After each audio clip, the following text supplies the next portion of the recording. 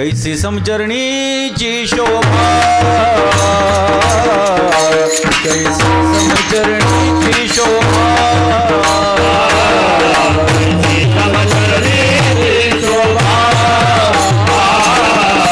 कैसी समचरणीची शोभा,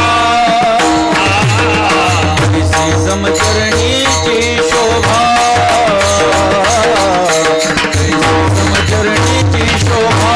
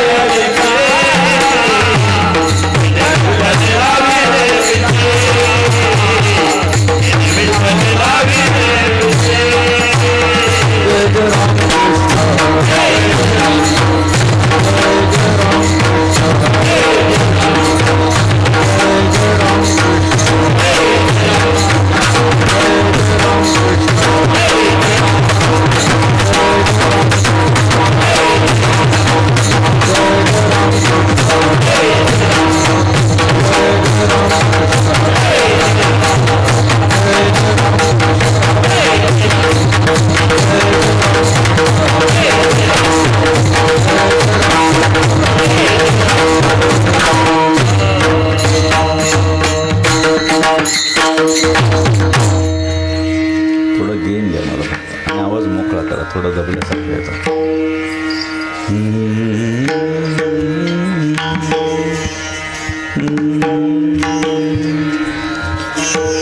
सत्वर पावगे मला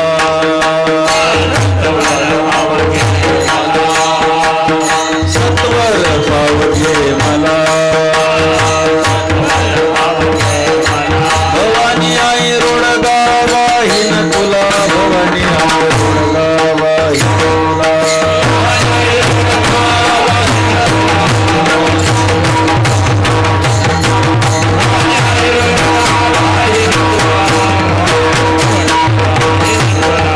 सासरा माझा गावी गेला सासरा माझा गावी गेला तिकडेच खपवी त्याला भवानी आई रोडगावाहीन तुला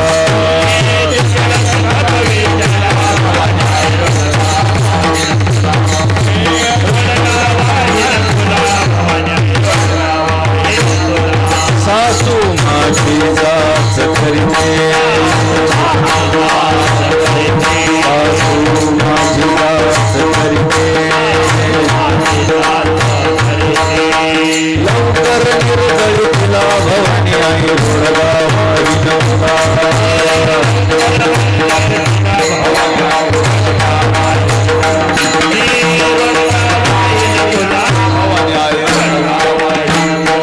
जाऊ माझी फडफड बोलते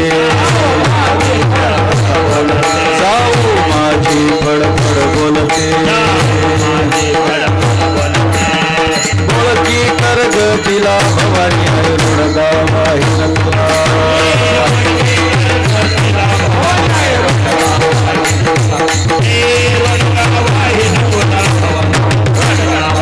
नंदेचे बोल किर किर करते नंदेचे बोल किर किर करते प्रभूत हो दे कला भवानी रोडगावाहीन तुला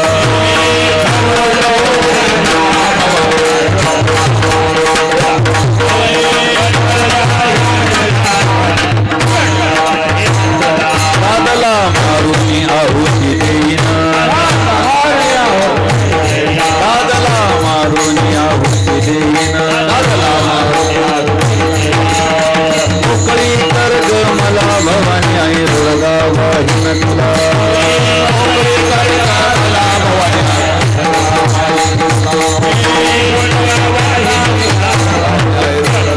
एका जनार्दनी सगळेच जाऊ दे एका जनार्दनी सगळेच जाऊ दे एकटीच राहू दे मला भवानी आई रोडगावाहीन तुला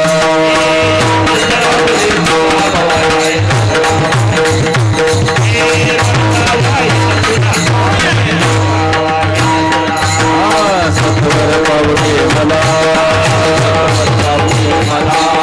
सत्वर पावगे मला भवानी आई रोडगावाहीन तुला भवानी आई रोडगावाहीन तुला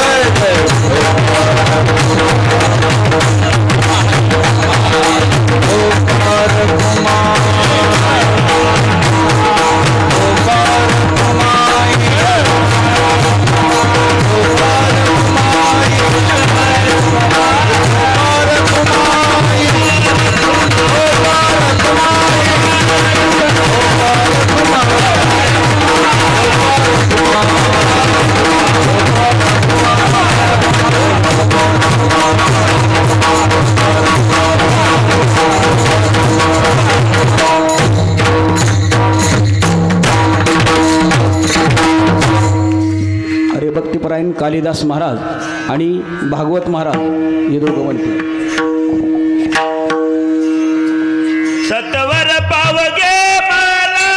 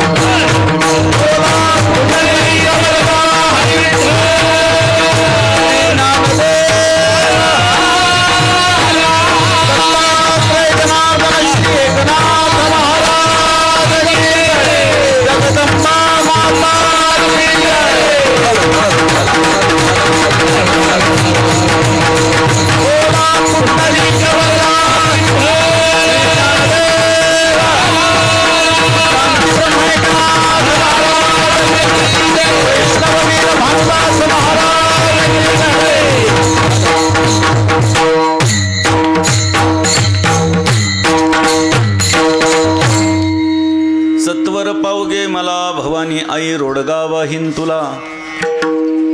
सासरा माझा गावी गेला तिकडेच खपवी त्याला भवानी आई रोडगा वाहीन तुला. सासू माझी जाच करते लवकर निर्दळी तिला भवानी आई रोडगा वाहीन तुला. जाऊ माझी फडफड बोलते बोडकी करग तिला भवानी आई रोडगा वाहीन तुला. नणंदेचे पोर किरकिर करते खरूज होऊ दे त्याला भवानी आई रोडगा वाहीन तुला. दादला मारुनी आहुती देईन मोकळी करग मला भवानी आई रोडगा वाहीन तुला. एका जनार्दनी सगळेच जाऊ दे एकटीच राहू दे मला भवानी आई रोडगा वाहीन तुला. सत्वर पावगे मला भवानी आई रोडगा वाहीन तुला. विठ्ठल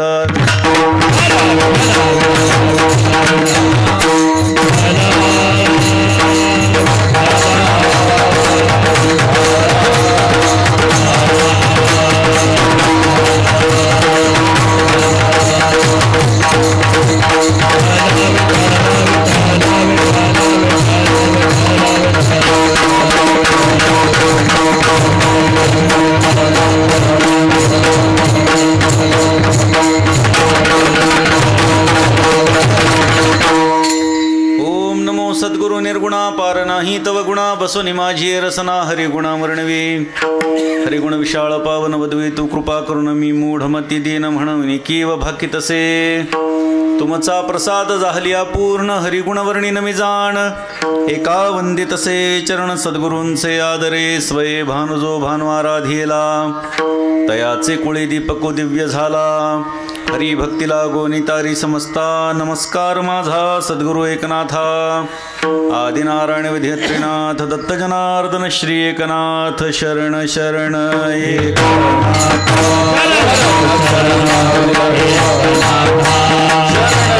शरण एकनाथा पायी माथा ठेविला पायी माथा ठेविला पायी माथा ठेविला पायी माथा ठेविला पायी माता ठेविला पायी माता ठेविला. चरण चरण एकनाथा पायी माता ठेविला पायी माता ठेविला.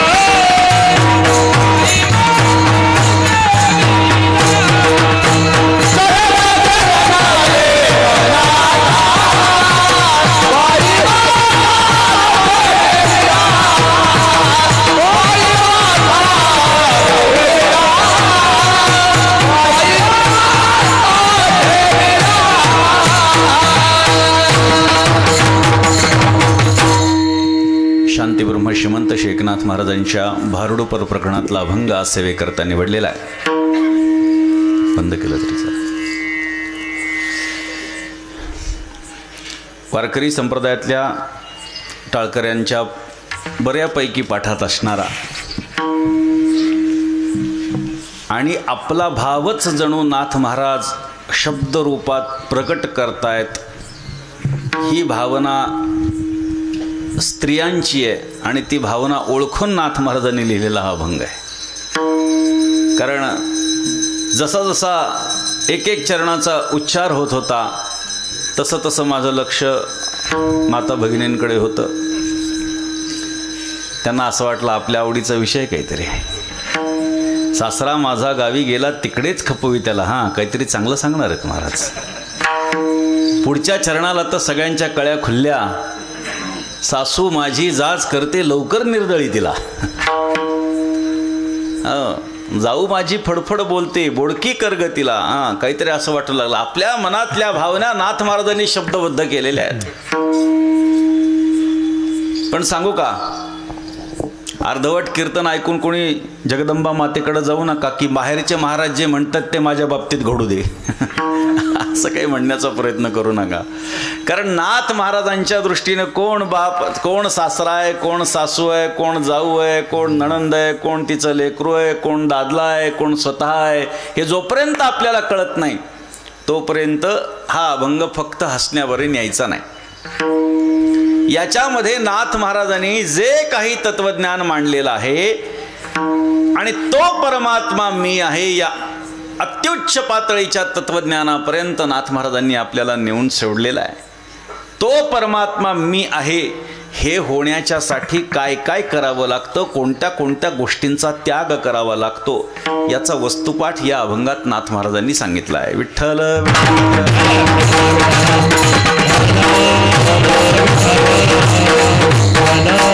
आपल्या राशीन शहरामध्ये जगदंबा मातेचं अतिशय प्राचीन असं मंदिर या ठिकाणी आहे. आत गेल्यानंतर प्रसन्नतेची अनुभूती निश्चितपणे होते. मागच्या वर्षी सुद्धा मी आलो होतो. मागच्या वर्षी माझं काल्याचं कीर्तन होतं, ओट्यावर होतं. आल्या आल्या माझ्या लक्षात आलं की आपण इकडे येऊन गेलेलो आहे आणि श्री चुंबळकरांनी आयोजकांच्या वतीनं मला या ठिकाणी आमंत्रित केलं आणि आपल्या सर्वांच्या आणि जगदंबेच्या दर्शनाचा लाभ त्यानिमित्तानं झालेला आहे. श्री संत ज्ञानेश्वर महाराज वारकरी सेवा मंडळ जे काही भजनी मंडळ आहे यांच्या पुढाकारातून आणि ग्रामस्थांच्या उपस्थितीत त्यांच्या सहकार्यातून या ठिकाणी जो 42वा अखंड हरिनाम सप्ताह सुरू आहे त्याच्या 6व्या दिवसाची कीर्तन सेवा माझ्या वाट्याला आलेली आहे. योगायोग बघा, एकनाथ महाराजांच्या जीवनामध्ये 6 या आकड्याला अनन्यसाधारण असं महत्त्व आहे, विशेष महत्त्व आहे. आणि ते महत्त्व यासाठी आहे की अनेक घटना या 6 या आकड्याशी नाथ महाराजांच्या निगडीत आहेत. नाथ महाराजांचे सद्गुरू जनार्दन स्वामी यांचा जन्मदिवस फाल्गुन वद्य षष्ठी. नाथ महाराजांना सद्गुरूंचा अनुग्रह ज्या दिवशी झाला ती तिथी फाल्गुन वद्य षष्ठी. नाथ महाराजांचे सद्गुरू जनार्दन स्वामी यांनी नाथ महाराजांना सर्वप्रथम दत्तात्रयांचं दर्शन घडवलं ती तिथी फाल्गुन वद्य षष्ठी. नाथ महाराजांचे सद्गुरू जनार्दन स्वामी ज्या दिवशी निजधामाला गेले ते तिथी फाल्गुन वद्य षष्ठी. एकनाथ महाराज स्वतः ज्या दिवशी जलसमाधी घेते झाले ती तिथी फाल्गुन वद्य षष्ठी.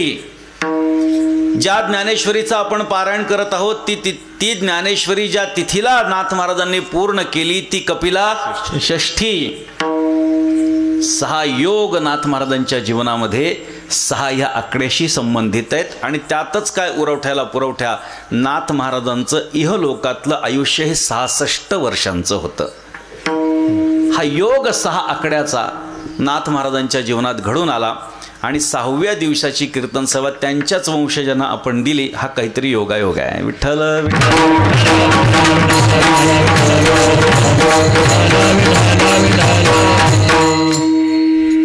मोठ्या श्रद्धेनं आपण हा कार्यक्रम या ठिकाणी साजरा करता.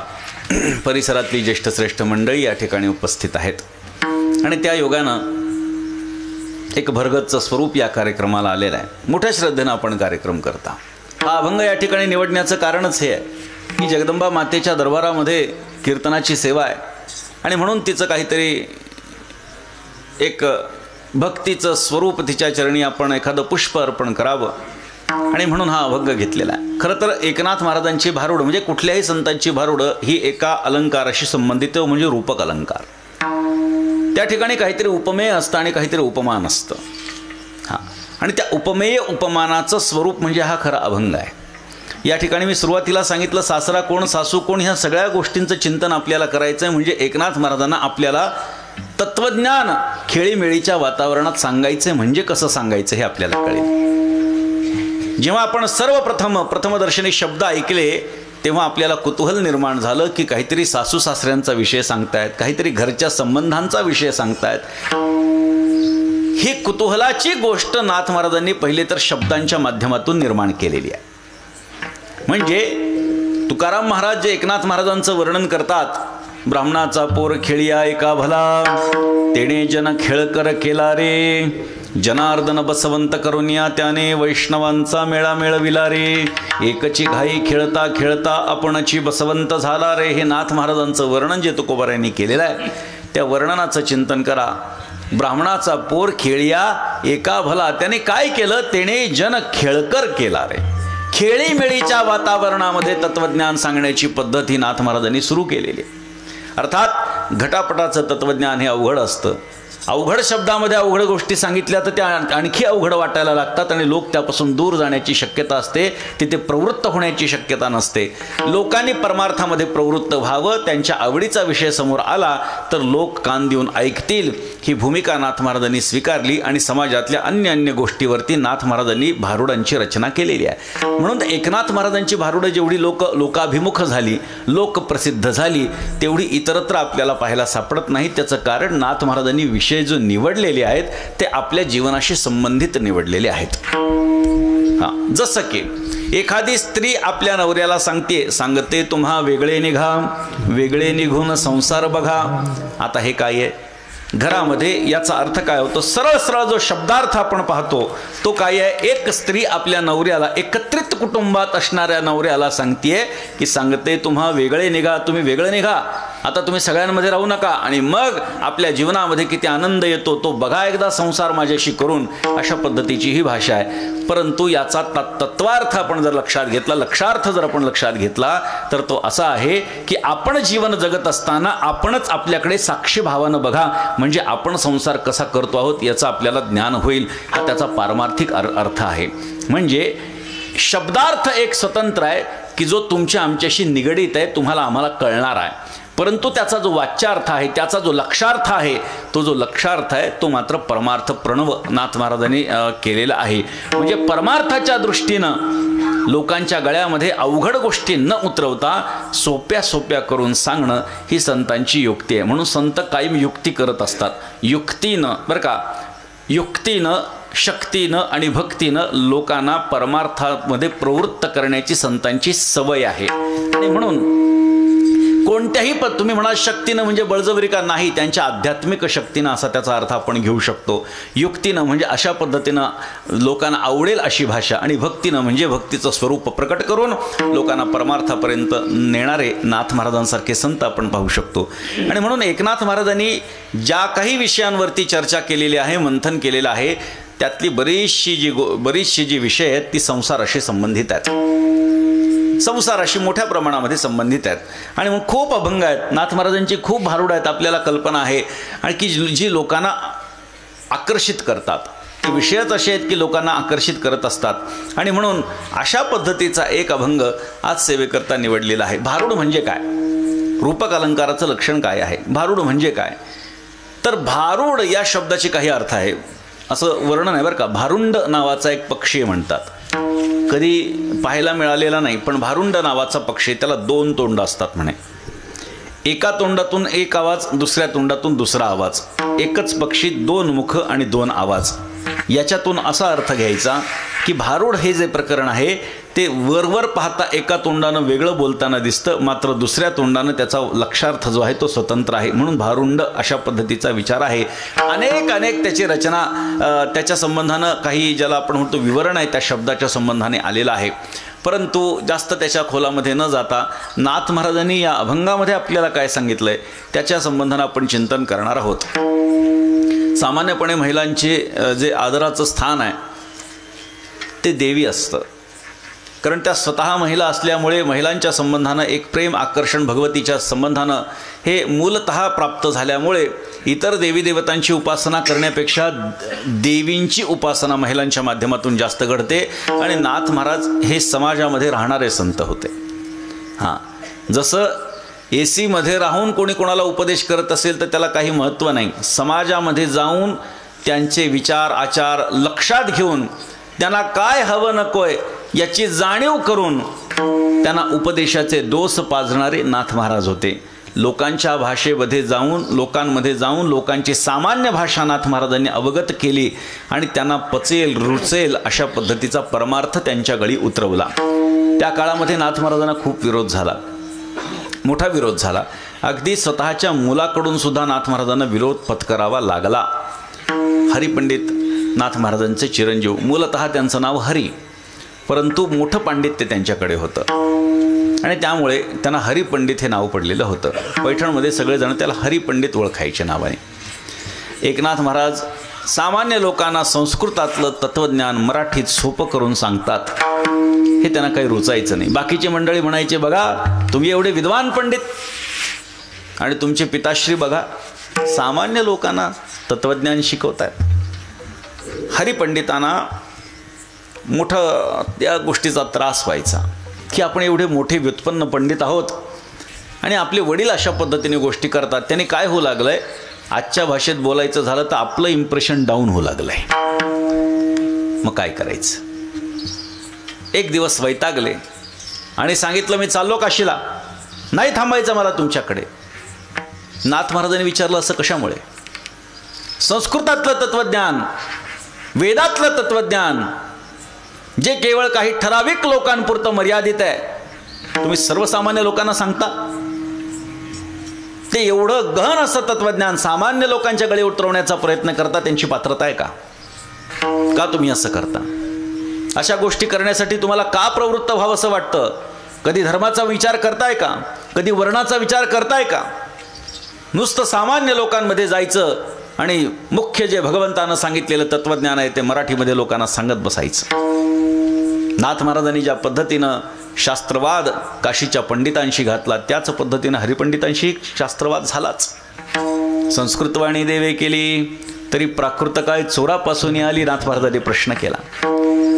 संस्कृतवाणी ही देववाणी आहे, गिरवाणवाणी आहे, आणि मग मराठी काय चोरापासून आली का, नाथ महाराजांनी विचारलं.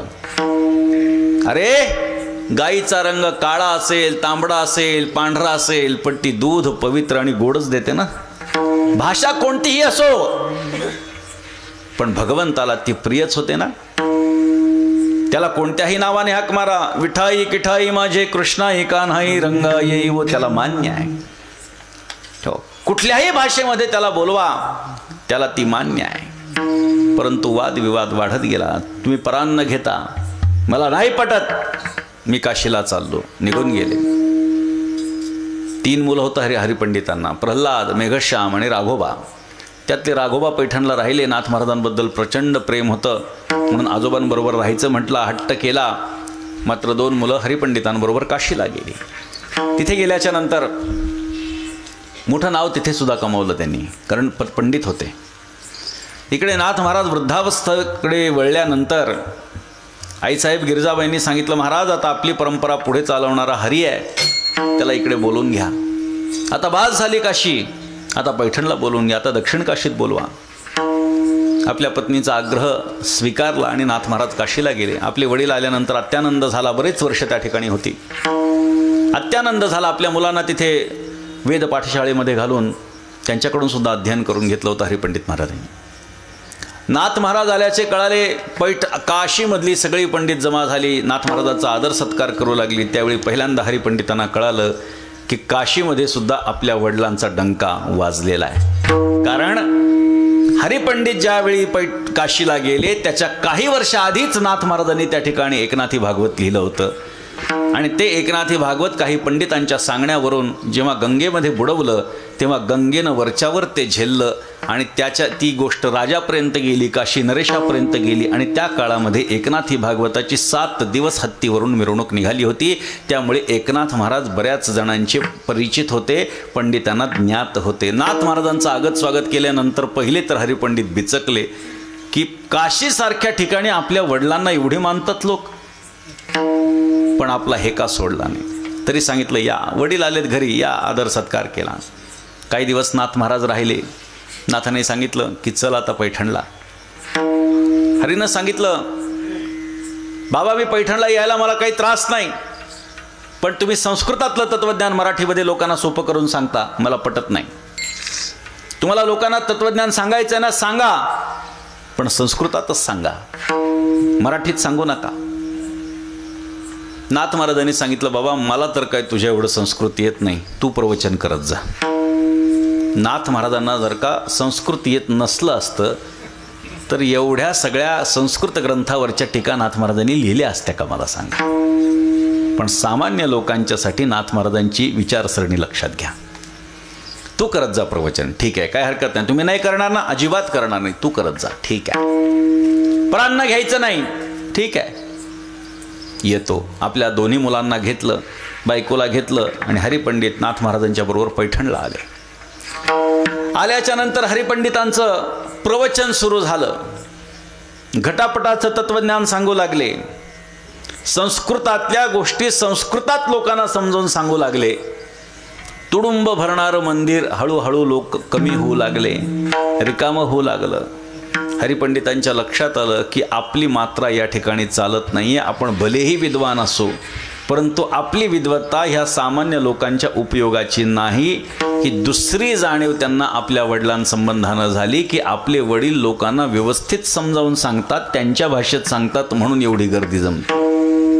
त्यांना काही प्रवचन कुठे ऐकायला मिळत नाही म्हणून ते येतात असं नाही, काही काम नाही म्हणून ते घरी येतात असं नाही. तर नाथ महाराज आपले वडील सोप्या भाषेमध्ये सांगतात आणि म्हणून लोक येत आहेत. त्यांच्या लक्षात येऊ लागलं, पण तरीसुद्धा हे का सोडला नाही. दुसरी गोष्ट घडली, लक्षात आली बापाची अवस्था, त्यांचा मान सन्मान, त्यांचा अधिकार, तरीसुद्धा कानाडोळा केला. झाली अशी गोष्ट, एका स्त्रीनं आपला पती हयात असताना एक संकल्प केला होता की 1000 ब्राह्मणांना जेव घालेन. संकल्प होता. पती वारला. म्हातारपणामध्ये तिनं विचार केला, संकल्प तर केला होता, जर संकल्पपूर्ती झाली नाही तर मुक्ती प्राप्त होणार नाही. एका सद्गृहस्थाला विचारलं काय करू शकते मी. तेव्हा त्यांनी सांगितलं, हे बघ, नाथ महाराजांचं प्रवचन मी एकदा ऐकलं होतं आणि त्याच्यात त्यांनी एक फार सुंदर विचार सांगितला होता. गावंढे सहस्र ब्राह्मण तृप्त केलिया भोजन, पुण्यक्षेत्रीचा एक जाण पाहता सुकृत तितुकेची जोडे. खेड्यातले 1000 ब्राह्मण जेव घातले ना तर तीर्थक्षेत्रातला एक ब्राह्मण जेव घातल्याचं पुण्य प्राप्त होतं. तीर्थक्षेत्रातले 1000 ब्राह्मण जेव घातल्यानंतर एका वेदपाठकाला जेव घातल्याचं पुण्य लाभतं. 1000 वेदपाठक जेव घातले तर एका पंडिताला जेव घातल्याचं पुण्य लाभतं. 1000 पंडित जेव घातले तर एका संन्याशाला जेव घातल्याचं पुण्य लाभतं. 1000 संन्याशी जेव घातले तर एका परमहंसाला जेव घातल्याचं पुण्य लाभतं. 1000 परमहंस जेव घातले तर एक ब्रह्मवेत्ता तृप्त होतो. ब्रह्मवेत्ता आणि ब्रह्म याच्यात काही भेद नसतो. हां, ब्रह्मविद ब्रह्मैव भवती असं प्रमाण आहे. म्हणजे जो ब्रह्माचा ज्ञाता आहे तो स्वतः ब्रह्म असतो. मग अशा प्रकारे एक ब्रह्मवेत्ता तृप्त झाला, परंतु ऐसे एक ब्रह्मवेत्ता तृप्त झाला म्हणजे हरिहर तृप्त झाले. नाथ महाराजांची भाषा आहे. एक ब्रह्मवेत्ता म्हणजे ब्रह्माचा ज्ञाता, ज्याला परब्रह्माची प्राप्ती झालेली आहे, असा जो ब्रह्मवेत्ता आहे त्या ब्रह्मवेत्याला तो तृप्त झाला म्हणजे हरिहर तृप्त होतात. ऐसे वेत्ते अपरंपार नये नामधारका बरोबर. असे अपरंपार ब्रह्मवेत्ते जरी जेव घातले तरी एका नामधारकाची बरोबरी ते करू शकत नाहीत. त्यामुळे तू एका नामधारकाला जेव घातलंस तर 1000 ब्राह्मणच नाही तर एवढ्या सगळ्या लोकांना जेव घातल्याचं पुण्य तुला लाभेल. म्हणून वारीच्या वाटेनं जेव्हा वारकरी जातात तेव्हा लोकांची लगबग असते की आपल्याकडे एक तरी वारकरी जेवावा, कारण तो नामधारक असतो. नामधारकाचं काय महत्त्व आहे या अभंगात नाथ महाराजांनी सांगितलं आहे की एक नामधारक जेव घातला तर एवढेच सगळे लोक जेव घातल्याचं पुण्य लाभतं. म्हणून वारीच्या रस्त्यानं जेव्हा वारकरी जात असतात एक तरी वारकरी आपल्याकडे जेवावा, याच्यासाठी निश्चित प्रयत्न केले पाहिजेत. असा कोण आहे आपल्याकडे पैठणमध्ये? त्या महात्म्याने, त्या सत्पुरुषांनी सांगितलं, अरे अगं नाथ महाराजांपेक्षा असा नामधारक कोण आहे पैठणमध्ये? नाथ महाराज येतील माझ्याकडे, बोलून बघ. सगळी गोष्ट हरिपंडितांच्या समोर आणि नाथ महाराजांच्या समोर जेव्हा मांडली तेव्हा प्रश्न पडला काय करावं. परांना तर घ्यायचं नाही ठरलेलं आहे. हरिपंडितांनी मधला मार्ग काढला. त्या स्त्रीची इच्छा आहे, ती जर का पूर्ण झाली नाही तर तिला मोक्ष प्राप्त होणार नाही, म्हणून अन्नदान तर तिच्याकडून तुम्हाला होणं अपेक्षित आहे, पण तुम्ही परांना घ्यायचं नाही, ही माझी अट आहे. मग एक काम करू, कोरडा शिधा घेऊ, तिच्या घरी जाऊ, तिचाच शिधा घेऊन तिच्या घरी जाऊन मी स्वतः स्वयंपाक करतो.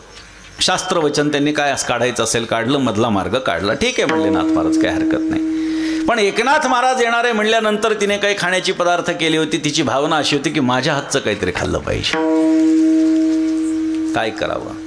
हरिपंडितांनी सांगितलं मी सगळा स्वयंपाक करणार. सगळा स्वयंपाक केला.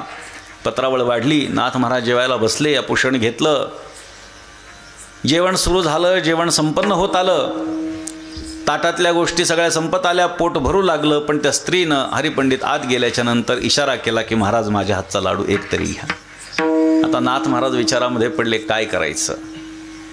नाथ महाराजांनी इशाऱ्याने सांगितलं की ताटामध्ये टाक माझ्या लाडू. त्या स्त्रीनं हरिपंडित आत गेल्याच्या नंतर पटकन लाडू नाथ महाराजांच्या ताटात टाकला. तेवढ्यात हरिपंडित हजर. आरडाओरडा सुरू झाला. कळत नाही तुम्हाला, एवढं सगळं मी स्वयंपाक केला, आता काय करायचं बाबा, काय करायचं? तुमच्या पानामध्ये लाडू टाकलाय तिने. नाथ महाराजांनी सांगितलं, बाबा ताटामध्ये अन्नाचा शीतही मी शिल्लक ठेवत नाही, माझा नियम आहे, तुला माहिती आहे. खावं तर लागणार आहे.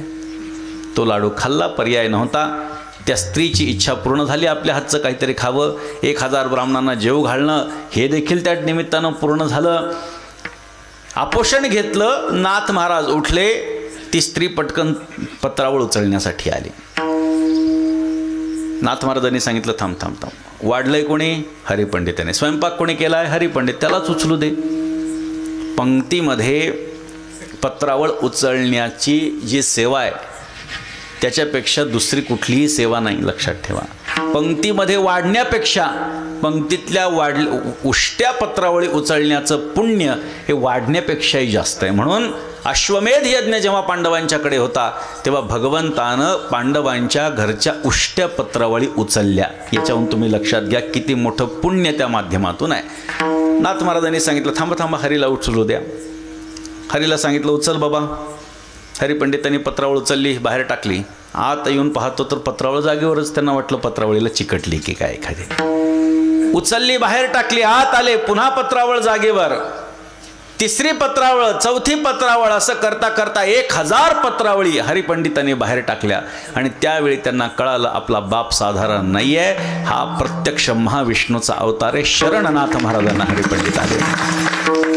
हरिपंडित शरण आले आणि म्हणले, बाबा मला माफ करा, मी तुम्हाला साधारण मानव समजत होतो, परंतु तुम्ही प्रत्यक्ष महाविष्णूचे अवतार आहात. प्रत्यक्ष परब्रह्म भानुदासाचे वंशी स्वयेव नमाळी अवतरले. प्रत्यक्ष महाविष्णू तुमच्या रूपानं अवतीर्ण झालाय. आणि हरिपंडितांना नाथ महाराजांनी समजावून सांगितलं, सामान्य लोक सुद्धा काही वेगळी नाही आहेत. जया म्हणती नीच वर्ण, स्त्री शूद्रादी हीन जन, सर्वाभूती देव वसे.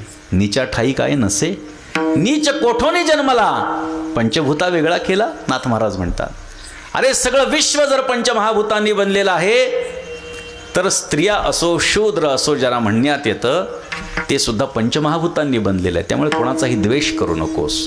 मोठा उपदेश नाथ महाराजांनी हरिपंडितांना केला. आणि त्याच्यानंतर हरिपंडित महाराज हे नाथ महाराजांचे अनुग्रहित शिष्य बनले. आज हरिपंडित महाराजांचे शिष्य परिवारही महाराष्ट्राच्या कानाकोपऱ्यामध्ये पसरलेले आहेत. म्हणजे एकनाथ महाराजांनी हरिपंडित महाराजांनी नाथ महाराजांची जी दिव्य वारकरी संप्रदायाची परंपरा आहे ती देखील सर्वत्र पसरवली. पण काही कीर्तनकार फक्त नाथ महाराजांचे विरोधक हरिपंडित होते इथपर्यंतच मर्यादित सांगतात. पुढे त्यांचा बदल कसा झाला याचं चिंतन कोणी करत नाही. शिष्य बनले एवढंच नाही तर नाथ महाराजांनी इसवी सन 1599ला जेव्हा जलसमाधी घेतली तेव्हा हरिपंडित महाराजांनी आषाढी एकादशीच्या वेळी सर्वप्रथम नाथ महाराजांच्या पादुका पंढरपूरला न्यायला सुरुवात केली.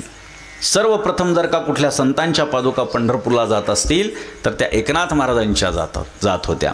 त्यानंतर त्याला पालखी सोहळ्याचं स्वरूप आलं. मग बाकीच्या संतांच्या सगळ्या पालख्या निघाल्या. परंतु ही गोष्ट लोकांनी का सांगितली नाही, लोकांपर्यंत माहिती नाही. म्हणून लोकांना माहिती नाही की नाथ महाराजांच्या पादुका या सर्वप्रथम पंढरपूरला निघाल्या. सर्वप्रथम नाथ महाराजांची पालखी पंढरपूरला निघाली आणि मग बाकीच्या संतांच्या पालख्या निघाल्या. हा इतिहास आपल्याकडे, मी जे बोलतोय माझ्याकडे 350 वर्षांपूर्वीचे हस्तलिखित आहेत म्हणून मी आपल्याला बोलतोय. हे काही मला वाटलं म्हणून मी बोलतोय असं लक्षात घेऊ नका. म्हणजे अशी अव्याहतपणे परंपरा हरिपंडित महाराजांनी चालवली. पण तेच हरिपंडित महाराज आधी काय करत होते, नाथ महाराजांच्या विरोधात होते.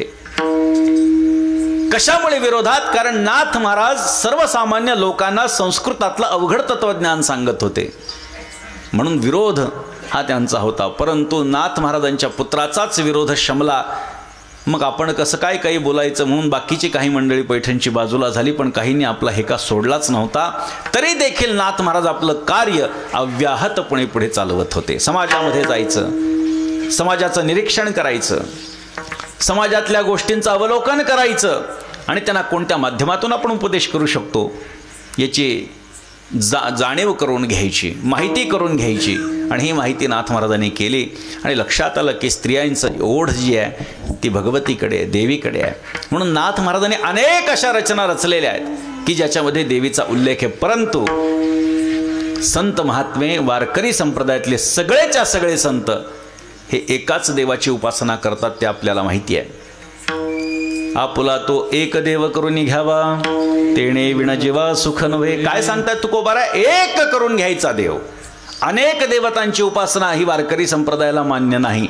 मग तुम्ही म्हणाल मग याचं वर्णन त्याचं वर्णन त्याचं वर्णन या सगळ्या देवांच्या विग्रहांचं वर्णन जेव्हा संत महात्मे करतात त्याचा अर्थ काय लावायचा? त्याचा अर्थ एवढाच लावायचा की संतांची दृष्टी सर्वत्र समब्रह्म बघण्याची आहे. म्हणून त्यांना शिवही विष्णूच दिसतो, देवीही विष्णूच दिसते, खंडोबाही विष्णूच दिसतो, अर्थात भगवान श्री विठ्ठलच दिसतो. एक धरिला चित्ती आम्ही पती आम्ही रखुमाईचा पती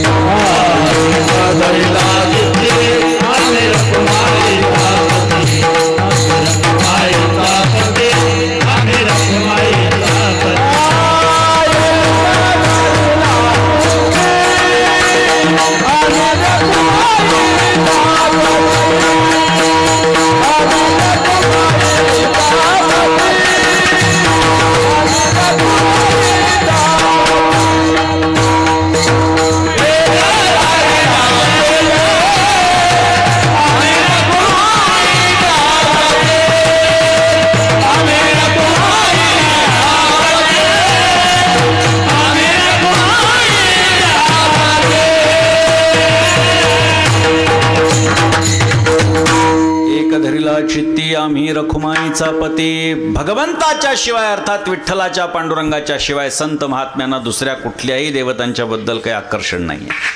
भगवान विठ्ठलाच्या संबंधाने जी भूमिका संत महात्म्याने मांडली ती इतर कुठल्याही देवतेच्या संबंधाने मांडलेली नाही. विठ्ठला वाचून अनेकांचे ध्यान नाही महाचिंतन दुजियाचे आमुचे कुळीचे विठ्ठल दैवत कुळधर्म समस्त विठ्ठल देव. विठ्ठला वाचुनी नेणो क्रिया कर्म विठ्ठला वाचुनी धर्म दुजा नाही एका जनार्दनी विठ्ठल भरला भरुनी उरला पंढरी. ही भूमिका बघा, सर्वत्र विठ्ठलाला बघण्याची भूमिका संत महात्म्यांची आहे. आणि म्हणून विठ्ठलाच्या शिवाय इतर कोणत्याही देवाची उपासना करताना संत महात्मे दिसत नाहीत. पण मात्र त्यांचे शब्द कुठेतरी देवीचं वर्णन, कुठेतरी खंडोबाचं वर्णन, कुठेतरी शंकराचं वर्णन करताना आपल्याला जेव्हा दिसतात तेव्हा असं वाटतं की संत महात्मे जर का अनेक देवतावाद मानत असतील तर आपण का नाही मानायचा. म्हणून आपणही सोमवार आला की महादेव, मंगळवार आला की देवी, बुधवार आला की विठ्ठल, गुरुवार आला की दत्त, शुक्रवार आला की देवी, शनिवार आला की खंडोबा काय मारुतीराय, नाही तर शनिदेव, आणि रविवार आला की खंडोबा अशी उपासना सुरू करतो. मग काय होतं? एकही पावत नाही. लक्षात घ्या. हां, ते इंग्रजीमध्ये एक वाक्य आहे, too many cook spoil the cook. अनेक आचारी जेव्हा एक पदार्थ बनवतात तेव्हा ते त्या अन्नाचा नासडा करत असतात. त्याच्यामुळे काय करायचं? एकाच आचार्यानं करावं. नाहीतर याने मीठ घातलं का नाही, नसेल टाकलं म्हणून अजून मीठ, असं जमत नाही. यानं अन्न चांगलं बनत नाही अशी इंग्रजीमध्ये जी म्हण आहे ती जर आपण लक्षात घेतली तर अनेक देवतांची उपासना केली तर कोणीच आपल्याला वाचवत नाही, कोणीच आपल्यावरती कृपा करत नाही.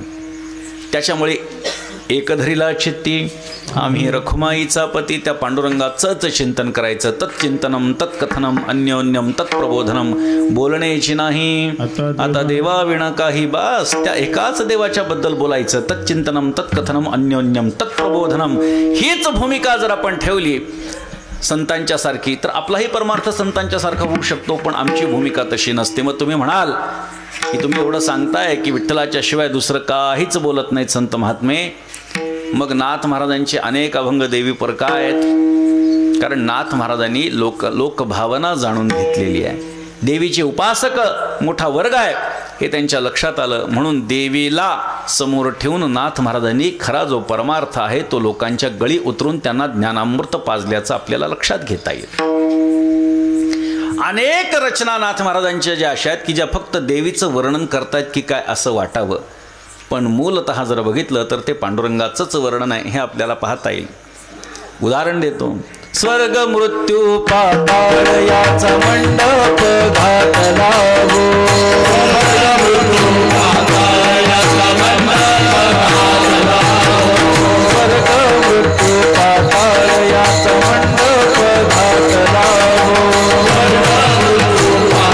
याचा मंडप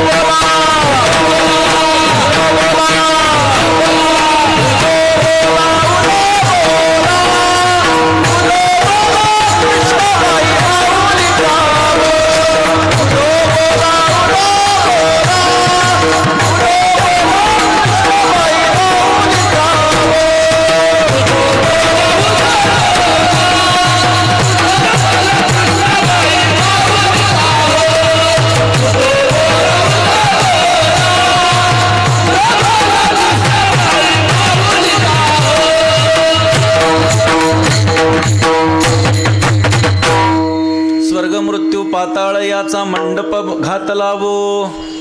मंडप हा जो शब्द आहे हा देवीशी संबंधित आहे. 4 वेदांचा फुलवरा बांधिला वो. फुलवरा देवीशी संबंधित. शास्त्रे पुराणे अनुवादिती तुझा गोंधळ मांडिला वो. गोंधळ सुद्धा देवीशी संबंधित. उदो बोला. उदो हा उदोकार सुद्धा देवीशी संबंधित. कोणाचा? कृष्णाबाई माऊलीचा वो. कृष्णाबाईचं वर्णन नाथ महाराज करतायत म्हणजे कृष्णाचं वर्णन करतायत. पण काही जण म्हणतील चूक. कीर्तनकार त्यांच्या पद्धतीनं शब्द वळवतात. कृष्णाबाई नावाची एखादी देवी असेल आणि तिचं वर्णन नाथ महाराज करतायत. असा प्रश्न काही लोकांना पुढच्या पिढ्यात पडण्याची शक्यता आहे याची जाणीव नाथ महाराजांना होतीच. त्यामुळे पुढचे चरण जर आपण बघितले तर लक्षात येईल ज्या कृष्णाबाईबद्दल नाथ महाराज बोलतायत ती कृष्णाबाई कोण आहे, कुठे आहे, कशी उभी आहे. आषाढी कार्तिकी तुझ्या गोंधळाची दाटी वो. आषाढी कार्तिकी तुझ्या गोंधळाची दाटी वो. कुंडलिक दिवटा शोभे वाळवंटी वो. कुंडलिक दिवटा शोभे वाळवंटी वो. एका जनार्दनी अंबा उभी कर ठेवली कटी वो. जनार्दनी अंबा उभी कर ठेवली कटी वो. एका जनार्दनी अंबा उभी कर ठेवली कटी वो. अंबा उभी कर ठेवली कटी वो. उदो बोला. उदो बोला.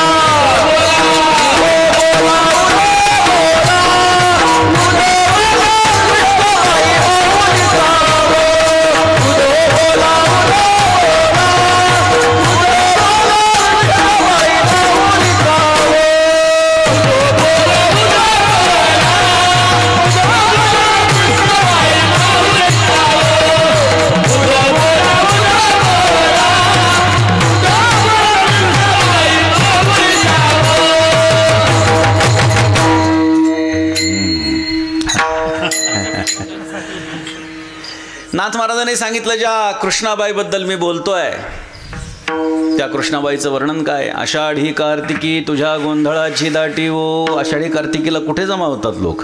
पंढरपूरला. पुंडलिक दिवटा शोभे वाळवंटी वो. पुंडलिक राय वाळवंटात कुठे आहेत? पंढरपूरला. मग काही जण म्हणतील की पंढरपुरामध्ये पुंडलिक राय आहेत म्हणून पंढरपुरातल्या देवीचं वर्णन केलंय कृष्णाबाईचं. असं कदाचित लोक म्हणू शकतात. म्हणून नाथ महाराजांनी सांगितलं ज्या अंबेचं मी वर्णन करतोय ती अंबा कशी. एका जनार्दनी अंबा उभी कर ठेवणी कटी वो. कमरेवरती हात ठेवून माझी अंबा विराजमान आहे आणि उभी आहे कर ठेवणी कटी वो. म्हणजे संत महात्मे वरवर पाहताना जरी देवीचं वर्णन करत असताना दिसले तरी त्यांच्या अंतःकरणात पांडुरंग परमात्म्याच्या शिवाय दुसरा कुठलाही देव नाही. अर्थात जगदंबेच्या प्रांगणामध्येही मी बोलतोय तिलाही तिचा राग येण्याचं काही कारण नाही, कारण संतांची एकनिष्ठतेची भक्ती तिला माहिती आहे. एकनिष्ठता जी आहे ती संतांकडून शिकावी. कशा पद्धतीनं फक्त एकाच देवाची उपासना करायची संतांकडून शिका. आणि हे देवीला मान्य आहे. देवीचं वर्णन करत नाही याच्यामध्ये मला स्वारस्य नाही, लक्षात घ्या. कारण संत महात्मे देवी देव सगळ्यांना एकच समजतात आणि तो एक कोण आहे तर तो पांडुरंग परमात्मा आहे. म्हणून याच्यामध्ये कुठल्याही इतर देवाचा किंवा देवीचा उपमर्द होत नाही हे लक्षात घ्या. देवीचं वर्णन करत नाही म्हणजे देवीचा उपमर्द होतो असा अर्थ नाहीये.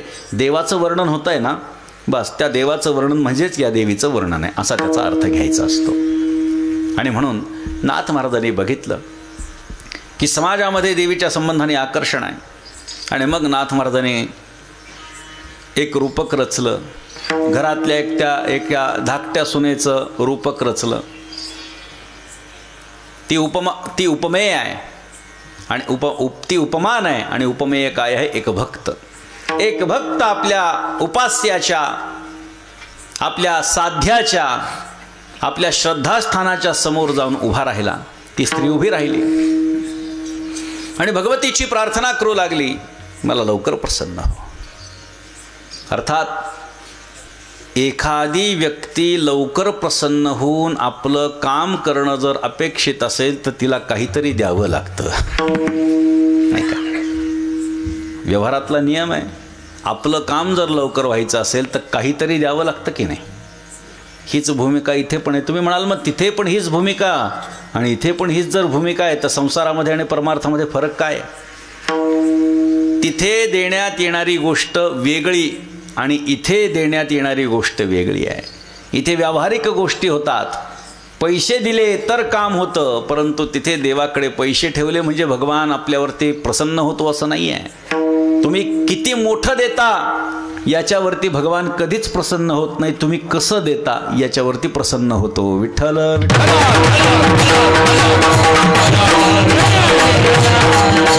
तुम्ही कोणत्या भावनेनं देता ही गोष्ट देवाच्या संबंधाने महत्वाची आहे. तुम्ही किती मोठी आणि महागडी गोष्ट देता याच्यात काही स्वारस्य नाही. देवाच्या समोर सोन्याचा मुकुट अमुक तमुक हे यांच्यातर्फे देण्यात आलेला आहे. दान करणारी मंडळी जी असतात त्यांना अपेक्षित असतं की आपलं नाव व्हावं. पंक्ती देणारे असतात त्यांना असं वाटतं की आपण पंगत दिली तर आपलं नाव झालं पाहिजे. काही माणसं अशी असतात की ते म्हणतात की आमचं गुप्तदान आहे.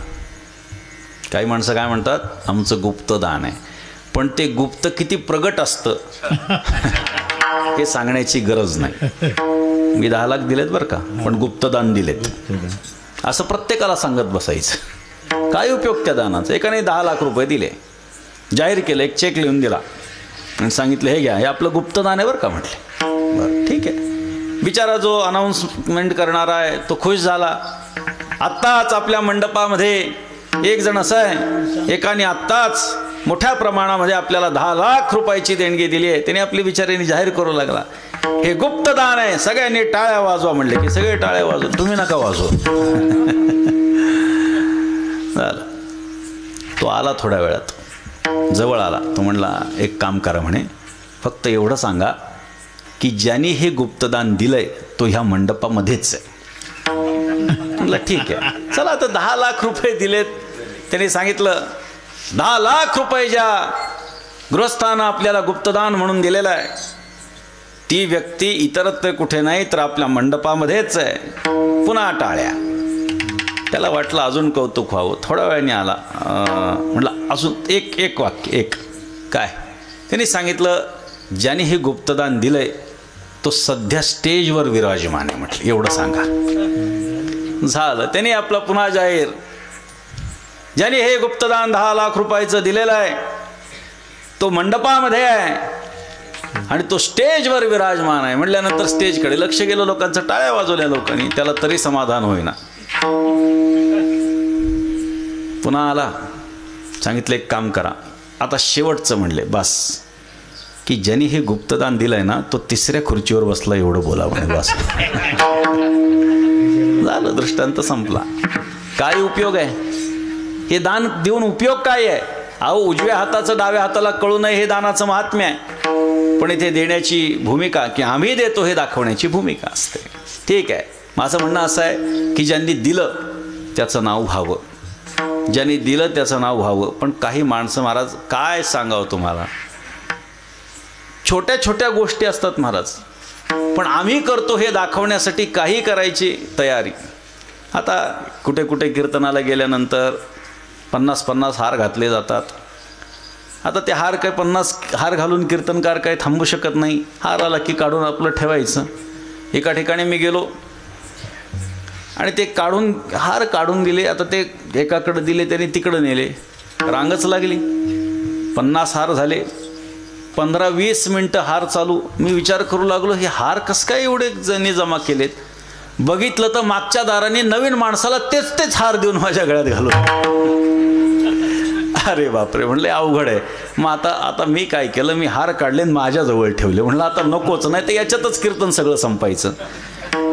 बरं, प्रत्येकाला असं दाखवायची भूमिका. बरं, प्रत्येकाला माहिती होतं की गळ्यात घातलेलाच आपल्याला पुन्हा घालायचा आहे. पण फोटो नाही का, फोटो काढायचा काय उपयोग आहे मला सांगा? त्याचा काही उपयोग नाही.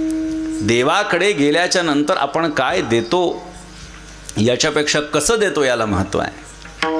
पत्रं पुष्पं फलं तोयं यो मे भक्त्या प्रयच्छति तदहं भक्त्युपरतमश्नामी प्रयतात्मनः. भगवंतानं गीतेमध्ये सांगितलंय, पान असेल, फूल असेल, फळ असेल, पाणी असेल, जो मला श्रद्धेनं अर्पण करतो, मोठ्या प्रेमानं मी त्याचं प्राशन करतो. मग कोणीतरी विचारलं, अरे बाबा आमच्याकडे पान नाही, फूल नाही, फळ नाही, पाणी नाही, तरी आम्ही देवाच्या समोर आहे, काय अर्पण करायचं? यत करोषि यदश्नासी यज्जुहोसि ददासि यत तपस्यस्य कौंतेय तत्कुरुष्व मदर्पणम. भगवंतानं दुसऱ्या श्लोकामध्ये त्याचं उत्तर देऊन टाकलं, यत करोषि जे काही करशील मला अर्पण कर, यदश्नासी जे काही खाशील मला अर्पण कर, यज्जुहोषि ज्याचंही कशाचं हवन करशील मला अर्पण कर, ददासि ज्याचंही कशाचं दान करशील मला अर्पण कर, यत तपस्यस्य कौंतेय हे अर्जुना ज्याचंही कशाचा तू तप करशील तत्कुरुष्व मदर्पणम ते सगळंच्या सगळं मला अर्पण करून टाक. ही भगवंताची भूमिका. म्हणजे भगवान काय करतो, काहीतरी घेतो. मग ही स्त्री, भक्तिरूपी स्त्री जेव्हा देवीच्या समोर उभी राहिली तेव्हा तिच्या लक्षात आलं की देवीला जर आपल्याला काहीतरी मागायचं असेल तर तिला काहीतरी द्यावं लागेल, कारण देवाचा स्वभाव काय, घेसी तेव्हा देसी ऐसा अससी उदार. आधी तो काहीतरी घेतो मग अनंत पटीनं देतो. शिशुपालाचं जेव्हा त्याने शिर उडवलं 100 अपराध झाल्याच्या नंतर स्वतःच्या चक्रानं, तेव्हा ते चक्र पुन्हा भगवंताच्या बोटावर आलं आणि गुप्त झालं. तेव्हा भगवंताच्या बोटातून रक्त येऊ लागलं. सुभद्रा भगवंताची भगिनी त्या ठिकाणी उपस्थित होती आणि द्रौपदी देखील त्या ठिकाणी उपस्थित होती. सुभद्रा बघू लागली, दोघींनी बघितलं की भगवंताच्या बोटातून रक्त येत आहे. सुभद्रा इकडं तिकडे एखादं फडकं बघू लागली की भगवंताच्या बोटाला बांधता येईल की नाही. द्रौपदीनं क्षणाचाही विलंब न करता स्वतःचा शालू फाडला आणि बोटभर कपडा भगवंताच्या बोटाला गुंडाळला. भगवंतानं सांगितलं, द्रौपदी तू हा जो बोटभर कपडा माझ्या बोटाला गुंडाळला आहे ना, ते माझ्यासाठी कर्ज झालेलं आहे आणि ते कर्ज मला फेडावं लागणार आहे. बोटभर कपडा घेतला. वस्त्रहरणी वस्त्र कैसी झाली माऊली. वस्त्रहरणाच्या वेळी प्रत्यक्ष भगवंतानं वस्त्रावतार धारण केला.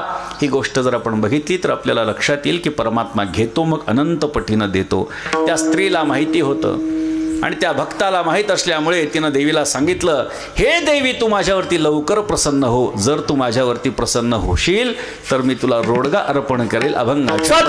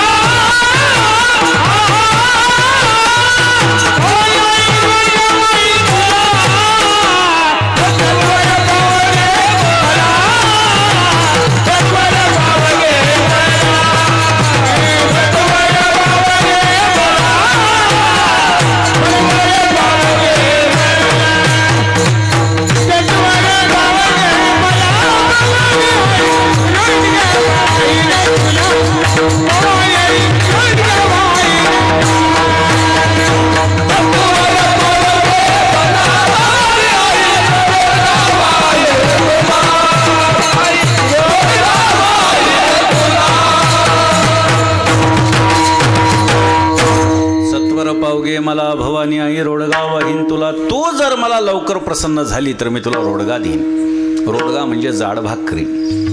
काहीतरी दिल्यानंतर, काहीतरी आमिष दाखवल्याच्या नंतर लहान मुलांना आपण काय करतो, औषध जर खाऊ घालायचं असेल तर त्यांना काय म्हणतो, बिस्किटाचं चॉकलेटचं आमिष दाखवतो, हे घे म्हणजे तुला हे देईल. भोळा भाव असतो, भक्ताचा भोळा भाव असतो. निश्चितपणे त्याचा स्वभाव घेसी तेव्हा देसी ऐसा असे उदार जरी असला तरीसुद्धा भोळ्या भावानं तिनं सांगितलं, बाई तू मला लवकर जर प्रसन्न झाली तर मी तुला रोडगा अर्पण करेल.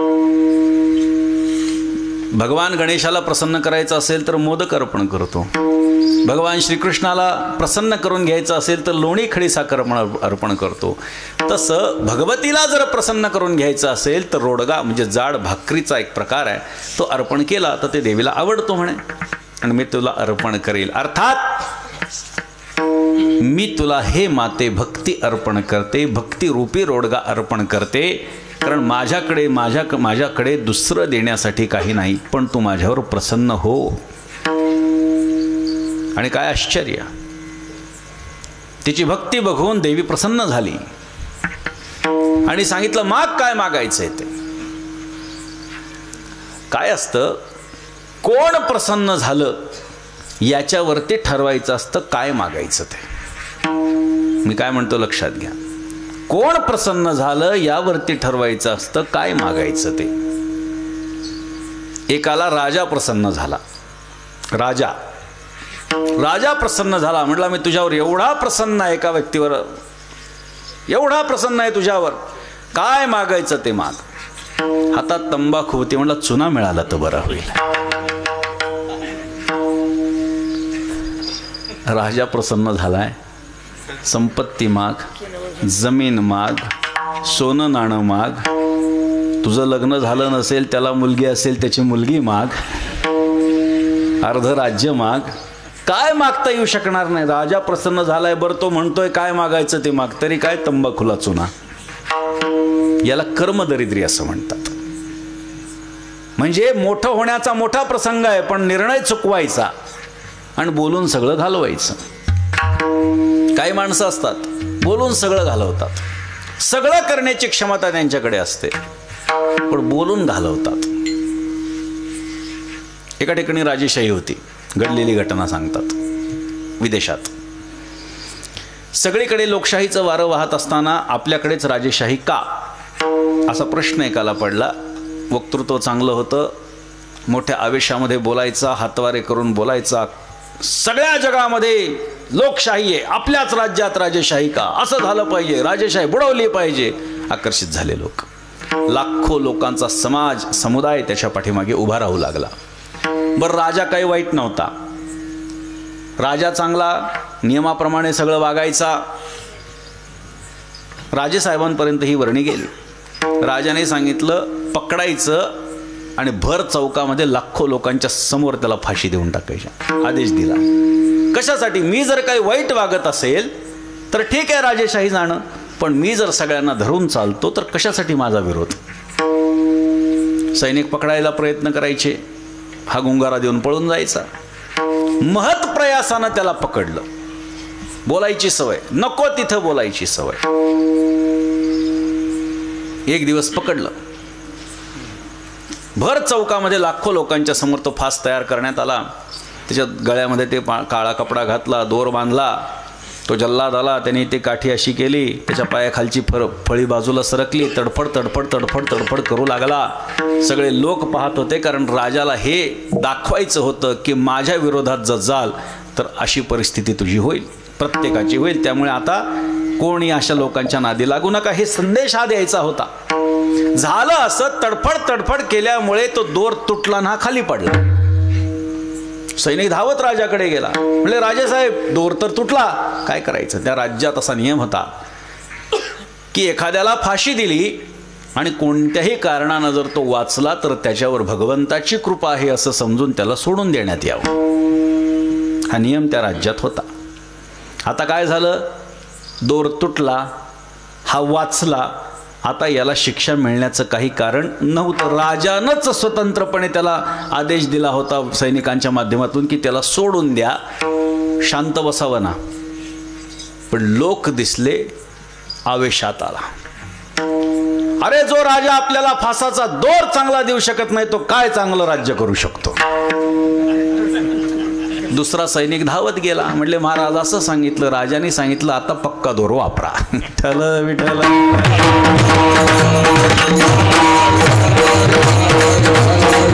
कुठे काय बोलावं, कुठे कसं वागावं याचं ज्ञान सामान्य माणसाला नाही आहे.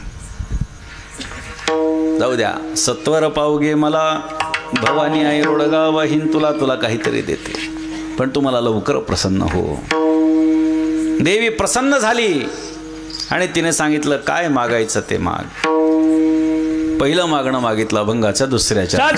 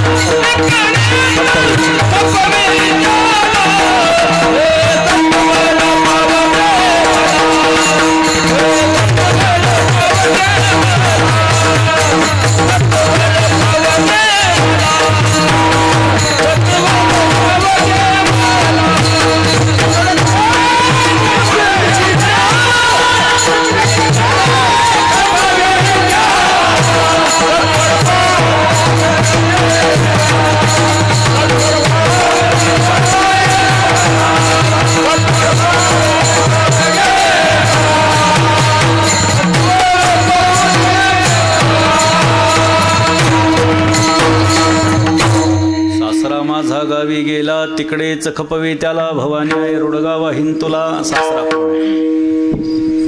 अहंकार रूपी सासरा देहात्म पदार्थाच्या गावाला गेलाय, त्याचा तिकडेच निराश करून टाक. ही भूमिका नाथ महाराजांची. वरवर पाहता सासरा कोण सासू कोण याचं चिंतन आपल्याला करायचंय. वरवर पाहता आपल्याला व्यावहारिक गोष्टी दिसतात, पण सासरा कोण आहे तर नाथ महाराज सांगतात अहंकार रूपी सासरा देहात्म पदार्थाच्या गावाला गेलेला आहे, त्याला तिकडेच खपवून टाक. देहात्म पदार्थाच्या गावाला गेला म्हणजे काय, देहाच्या संबंधानं अहंकार धारण करू लागला. म्हणजे परमात्म्यापर्यंत पोचायचं असेल तर सर्वप्रथम काय गेलं पाहिजे तर अहंकार गेला पाहिजे. अहंकार रूपी सासरा जेव्हा आपल्यातून निघून जाईल तेव्हा आपलं पहिलं पाऊल परमार्थाच्या दिशेनं पडलं असं आपल्याला म्हणता येईल. सासरा माझा गावी गेला, देहात्म पदार्थाच्या गावाला अहंकार रूपी सासरा गेला, त्याचा निराश करून टाक. म्हणजे अहंकाराला वाढू देऊ नकोस. काय कारण आहे, अहंकाराचा संबंध मनाशी आहे. मन एव मनुष्याणाम कारणम बंधमोक्षयोः. मनानं ठरवलं तर मोक्षाप्रत आपल्याला जाता येतं आणि मनानं ठरवलं तर नरकालाही आपल्याला जाता येतं. मग ह्या मनाने ठरवलं पाहिजे की आपल्याला नरकात जायचं आहे का मोक्ष प्राप्त करून घ्यायचा आहे. अहंकार न धारण करणं ही परमार्थातलं हे पहिलं लक्षण समजायला हरकत नाही. अहंकारानं काय होतं, खरं तर अहंकार भगवंतालाही आवडत नाही. तिळमात्र जरी होय अभिमान मेरू तो समान भारदेवा. तिळमात्र जरी अभिमान झाला तरी मेरू पर्वता एवढा देवाला तो मोठा वाटतो. ईश्वरस्य अपि अभिमान द्वेषित्वा दैन्य प्रियत्वाच्च असं नारदांनी भक्तिसूत्रामध्ये सांगितलेलं आहे. ईश्वरस्य अपि, ईश्वरही अभिमानी लोकांचा द्वेष करतो. खरं तर आपपरू नाही चैतन्य जैसा हे प्रमाण ज्ञानोबा बघितलं तर असं आश्चर्य वाटेल की देव कसं काय एखाद्याचा दुस्वास करतो. कोणाचाही दुस्वास करत नाही, पण जो अहंकार धारण करतो ना त्याचा दुस्वास परमात्मा करतो, तो आवडत नाही. कौरव पांडवांचं युद्ध चालू होतं. भगवान श्रीकृष्ण अर्जुनाचे सारथी आपल्या सर्वांना माहिती आहे. भीष्माचार्य समोर. अर्जुनाने भीष्माचार्याच्या रथाला जोरदार बाण मारला आणि तो रथ 200 फूट मागे गेला. भीष्माचार्यांनी अर्जुनाच्या रथाला बाण मारला आणि तो रथ जागेवर हलला. भगवान श्रीकृष्ण म्हणले, वाह भीष्माचार्य, काय बाण मारला, वाह वाह वाह. अर्जुन विचार करू लागला, मी बाण मारला, 200 फूट रथ हा मागे गेला, देव बोलत नाही. माझा रथ जागेवर हल्ला तर भीष्माचार्यांना म्हणतो, वाह काय बाण मारला, दाखवतोच म्हणले. दुसरा बाण मारला 500 फूट मागे भीष्माचार्यांचा रथ. म्हणले आता तरी हा कौतुक करेल, देव गप्प. भीष्माचार्याने पुन्हा बाण मारला, जागेवर हल्ला. वाह वाह भीष्माचार्य, वाह काय बाण मारला, वाह. अर्जुनाने विचारलं, तू माझ्याकडून आहे का त्यांच्याकडून आहे? म्हणलं असं का विचारतं? अरे मी बाण मारतोय, त्यांचा एका बाणात 200 फूट, दुसऱ्या बाणात 500 फूट रथ मागे जातो, तेव्हा तू काही बोलत नाहीस, कौतुक करत नाही. माझा रथ फक्त जागेवर हल्ला तरी तू त्यांचं कौतुक करतोस. भगवंतानं सांगितलं, बस अर्जुना, जास्त स्वतःची हुशारी दाखवू नकोस, अहंकार धारण करू नकोस. अरे तू मारलेल्या बाणानं 200-300 फूट 500 फूट रथ त्यांचा मागे जातो. त्यांच्या बाणात एवढी ताकद आहे की तुझ्या रथाला बाण मारल्यानंतर 1000-2000 फूट मागे गेला पाहिजे. पण या रथावर मी असताना हा रथ हलतो तरी कसा, हा मला प्रश्न पडलेला आहे. म्हणजे त्यांच्या बाणात ताकद किती आहे हे माझ्या लक्षात येतं. विठ्ठल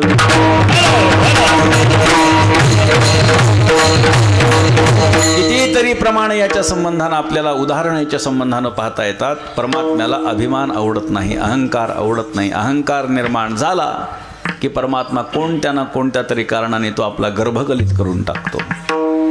त्यामुळे कुठल्याही पद्धतीचा अहंकार नसावा. लोकांना अहंकार असतो, कशाचाही अहंकार, कशाचाही अहंकार. अभिमान असतो, हे पद मिळालं, ते पद मिळालं. ते राजकीय लोक काय करतात, पहिले तर काय असायचं की एकच कुठला तरी त्याचा अध्यक्ष असायचा, मग त्यांचे जिल्हा अध्यक्ष असायचे. आता ते हुशार आहेत, लोकांना फक्त पदाची लालच आहे, त्यांना माहिती आहे. मग काय, हा शेतकऱ्याचा जिल्हाध्यक्ष, हा कामगाराचा जिल्हाध्यक्ष, हा स्त्रियातला जिल्हाध्यक्ष, हा पुरुषातला जिल्हाध्यक्ष. या लोकांना माहिती आहे की लोकांना फक्त पदं पाहिजेत. का? त्याचा अहंकार. मी जिल्हाध्यक्ष, काय कामगारचा, अरे विचारतं कोण तुम्हाला, ही गोष्ट लक्षात येत नाही. पण अहंकार धारण करतो माणूस. आता तर वारकऱ्यातही अध्यक्ष निर्माण झाले. अनेक संघटना आहेत की नाही, ते म्हणतात वारकऱ्यांचे संघटना. ठीक आहे, आता जसं ते झालं, काय ह्या संघटना कुठपर्यंत जाऊन थांबतील माहिती नाही. ठीक आहे, त्यांचं त्यांनी करावं, आपलं आपण करू. अहंकार धारण केला की परमात्मा जागेवर बसवतो. गाडी चालवताना 2 लोकांना मागे टाकलं आणि मनामध्ये विचार आला की कसं मागे टाकलं, 2 लोक याला मागे टाकून विचार संपण्याच्या आत पुढे निघून जातात. तिळ मात्र जरी होय अभिमान, मेरू तो समान भार देवा. आणि म्हणून अहंकार हा परमार्थातला सर्वात मोठा घातक असा शत्रू आहे. म्हणून सर्वप्रथम जर का कशाचा त्याग करायचा असेल तर अहंकाराचा त्याग करायचा. म्हणून अहंकार रूपी सासरा देहात्म पदार्थाच्या गावाला गेला. म्हणजे शरीराला मी म्हणू लागला. मी आपण विचारलं एखाद्या, तुम्ही कोण? तुम्ही? हां, मी अमुक अमुक. स्वतःच्या देहाला मी समजणं याच्यासारखं दुसरं अज्ञान कुठलं नाही नाथ महाराज. या देहाला मी समजण्याचं काही कारण नाही आहे. बरं, मी म्हणताना शरीराला हात लावायचं तर अजिबातच कारण नाही. तरी सुद्धा मी असा आहे, मी अमुक आहे. कशाचा अहंकार धारण करायचा, कशाचा अहंकार धारण करायचा? कोणाला रूपाचा अहंकार, कोणाला कलेचा अहंकार, कोणाला सत्तेचा अहंकार, कोणाला संपत्तीचा अहंकार. मला कशाचाच अहंकार नाही, कोणाला याचाही अहंकार. कळत नाही लोकांना, आपलं काही नसतं म्हणतात. आपण सगळ्या गोष्टी, मी सांगितलं ना सुरुवातीला, आपलं काही नाही, आपलं सगळं गुप्तदान असतं. ते या मंदिरामध्ये 1 किलोचा जो मुकुट आहे आपणच दिला, पण कुठं आहे ऐकलं का? नाही. त्या मंदिरामध्ये रथ 100 किलोचा द्या, मी दिला, नाव ऐकलं का? अरे सांगतोय तर खरं बाबा, तू हे मी दिलं, तू दिलं, याच्यात तुला अहंकार आहेच आहे. मग कशासाठी या सगळ्या गोष्टी करायच्या? अहो लोक फार, तुम्हाला सांगतो, लोकांना ओळखायचं असेल ना, तुम्हाला सांगतो, सूत्र सांगतो, लोकांना ओळखायचं असेल ना, कीर्तनकार व्हा. एवढे अनुभव येतात. कीर्तनकारांसारखे अनुभव तर कोणाकडे नसतील. मी सांगतो तुम्हाला, प्रत्येक ठिकाणी गेल्यानंतर नवीन नवीन अनुभव. अशी परिस्थिती असते. आमच्यासारखी जी काही मंडळी आहेत त्यांना हॅलो म्हटलं की कळतं याला काय म्हणायचं ते. आलं का लक्षात? त्यामुळे विनाकारण. बरं, आता सांगू का, किती छोटी गोष्ट आहे बरं का, फार इतकं मी खाली कधी बोलत नाही. लोक काय म्हणतात, महाराज आम्ही 10 तारीख तुम्हाला दिली आहे.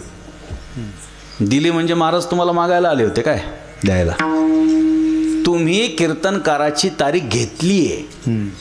मला काय म्हणायचं आहे, मी जरा जरा खाली येऊन बोलतोय, पण लक्षात घ्या, हे तारखा घेणाऱ्या देणाऱ्यांनी लक्षात घेतलं पाहिजे की तुम्ही कीर्तनकाराची तारीख घेतली आहे, तुम्ही कीर्तनकाराला दिलेली नाही.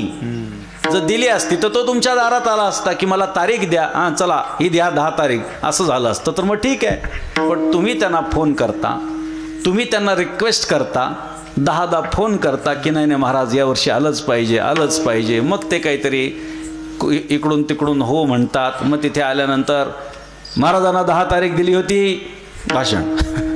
अरे काय, हे छोट्या छोट्या गोष्टी, कशाचाही अहंकार धारण करायचा. म्हणून परमार्थामध्ये जर का आपल्याला पुढे जायचं असेल, सर्वप्रथम अहंकाराचा त्याग. थोरपण प्रहाची सांडीजे, व्युत्पत्ती आघवीच विसरीजे. जै जगात हा कुठे होईजे, तै जवळी कमाजी. जगाच्या संबंधानं जो लहान होतो तो भगवंताच्या दृष्टीनं मोठा होतो. आणि म्हणून सर्वप्रथम जर का कशाचा त्याग माझ्या जीवनातून दूर जर कोणी झालं पाहिजे तर माझा सासरा जाऊ दे. सासरा माझा गावी गेला, तिकडेच खपवी त्याला भवानी रोडगा वाहीन तुला. देवीने विचारलं एवढंच का? तिने सांगितलं नाही माते, अजून काही मागायचं. सासू माझी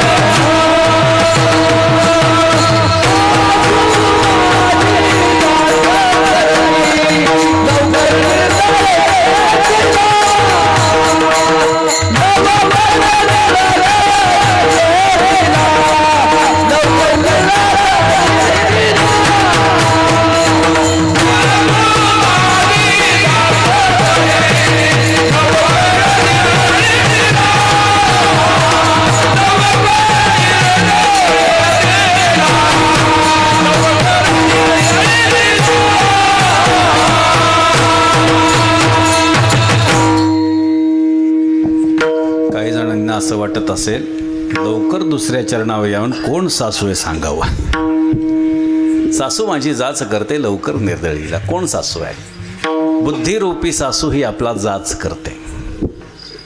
बुद्धी काय करते? आपल्याला भ्रमित करून टाकते, आपल्याला संभ्रमित करून टाकते. सासू काय करते? तर सून जे करत असेल त्याला ते न करता तू ह्याच्याऐवजी हे कर, हे करू लागले हे नको करू हे कर, संभ्रमित अवस्थेमध्ये टाकून देते. ते काय सासू सुनेच्या गप्पा किंवा त्याच्यावरती बोलणारे काय आपण कीर्तनकार नाहीत, पण ते गमतीने सांगतात तर सासू कोण आहे, सासरा सून कोण आहे. तर सासू हे शॉर्ट फॉर्म आहे म्हणून सांगितलं बरं का. सासू काय? सारख्या सूचना देणारी ती सासू. आणि सूचना नको म्हणजे सून असं ते काहीतरी सांगतात. सारख्या सूचना देणारी सासू आणि सूचना नको म्हणणारी सून असं काहीतरी म्हणतात. हे काय करते? ही सासू काय करते? बुद्धी काय करते? आपल्याला आपल्या मनानं वागू देत नाही. आपलं मन एक गोष्ट सांगत असतं आणि आपली बुद्धी एक गोष्ट सांगत असतं. एखादा माणूस ॲक्सिडेंट होऊन पडला, रक्त वाहताय, मन म्हणतं की थांब आणि त्याला दवाखान्यात घेऊन जा, कारण इथं आजूबाजूला दुसरं कोणी दिसत नाही. पण लगेच बुद्धी काय म्हणते? नको नको नको नको, याच्या नादी लागलं ऑफिसला उशीर होईल, लेटमार्क लागेल, साहेब बोलतील. बुद्धी आणि मनाचा हा खेळ आहे. आपल्याला बुद्धी एक गोष्ट सांगत असते, मन एक गोष्ट सांगत असते. पण एक गोष्ट लक्षात ठेवा, व्यवहारामध्ये बुद्धीचं ऐकायचं आणि परमार्थामध्ये मनाचं ऐकायचं. विठ्ठल विठ्ठल.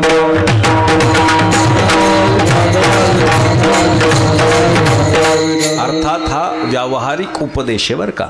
हा काही पारमार्थिक उपदेश मी करत नाही आहे.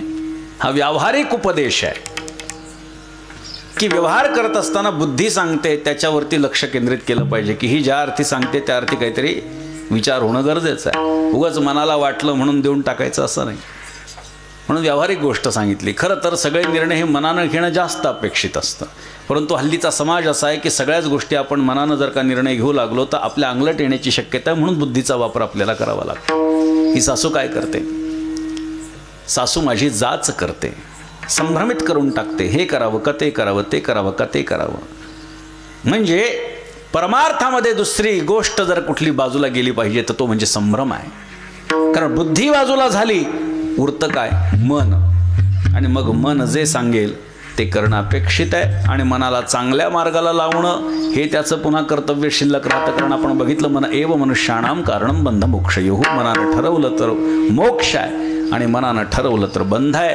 आणि म्हणून अशा प्रकारे जी सासू आहे ती माझा जाच करते, मला संभ्रमित करून टाकते आहे. आणि म्हणून लवकर तिचा निर्दळन करून टाक, तिला संपवून टाक. ती बुद्धी एकदा संपली की अंतःकरण उरतं. आणि अंतःकरण म्हणजे काय? चित्त. चित्त कुठे स्थिर राहू शकतं? तर भगवंताच्या चरणापाशी. आता कोठे धावे मन तुझे चरण देखील या. म्हणजे चित्तम चिदिति विजानीया तकार रहित यदा, असं शास्त्रवचन आहे. जेव्हा चित्त हे तकार रहित असतं तेव्हा ते चिद असतं. हेही चिद आणि तेही चिद. सच्चिद आनंद आपण परमात्म्याला म्हणतो. सत चिद आनंद. आणि हे चिद म्हणजे परमात्म्याचे चरण आणि आपलं अंतःकरण एक होण्याची शक्यता. बुद्धी आणि चरण कदापि एक होऊ शकत नाही, पण हे अंतःकरण भगवंताच्या चरणापाशी एकत्रित येऊ शकतं. आणि म्हणून जर का आपल्याला परमार्थामध्ये पुढे जायचं असेल तर दुसऱ्या गोष्टीचा कुठला त्याग करायचा? तर बुद्धीचा त्याग करायचा, बुद्धिरूपी सासूचा त्याग करायचा. आणि मग काय होतं? आपण परमार्थातलं दुसरं पाऊल पुढे चालू शकतो. कितीतरी प्रमाण आता आपल्याला देता येणार नाही, आपली वेळ संपत आलेली आहे. नाथ महाराजांनी सांगितलं, जाऊ माझी फडफड बोलते, बोडकी करगतीला. जाऊ कोण आहे? वाणीरूपी जाऊ ही सतत बडबड करते आहे. आपण प्रमाण आता बघितलं, दृष्टांत बघितला, नको तिथे बोलणारी माणसं आहे. प्रमाण आपण आता दृष्टांत बघितला. ही जाऊ काय करते? बडबड करते. आता जाऊ कोण असते? मोठी का लहान? जर दोन सुना असतील तर लहान्या स्त्रीची मोठी जाऊ, बरोबर? आणि लहानीला तुमच्याकडे काय म्हणतात? हां हां जाऊच म्हणतात. बरं ठीक आहे, जाऊ म्हणतात, जाऊ द्या. पण ही छोटी सून आहे त्याच्यामुळे मोठीला जाऊ म्हणतात आमच्याकडं. जाऊ माझी फडफड बोलते का बोलते? वाणी रूपी जाऊ फडफड बोलते का फडफड बोलते? माणूस तेव्हाच फडफड बोलतो संसारामध्ये जेव्हा तो कमवत असेल. भलेही तो कमवत असेल किंवा त्याच्याशी संबंधित कोणी कमवत असेल. जाऊ का म्हटलंय? कारण जावेचा नवरा जो आहे तो जर कमवत असेल तर त्या जाऊचा आवाज जास्त जोरात असतो घरात. पटलं ना? जिचा नवरा जास्त कमवतो त्याच्या बायकोचा आवाज घरात जास्त असतो. ही म्हणू लागली जाऊ माझी फडफड बोलते. वाणी जास्त चालते. परमार्थामध्ये वाणीवर लगाम असला पाहिजे. मौनाची शक्ती काय आहे? मौन, जितकं आपण मौन राहू, जितकं आपण कमी बोलू, तितके आपल्या वाणीत शक्ती निर्माण होत असते. म्हणून कमी बोलायचं. नाथ महाराजांनी तर स्पष्ट सांगितलंय, हरी बोला हरी बोला नाही तर बोला,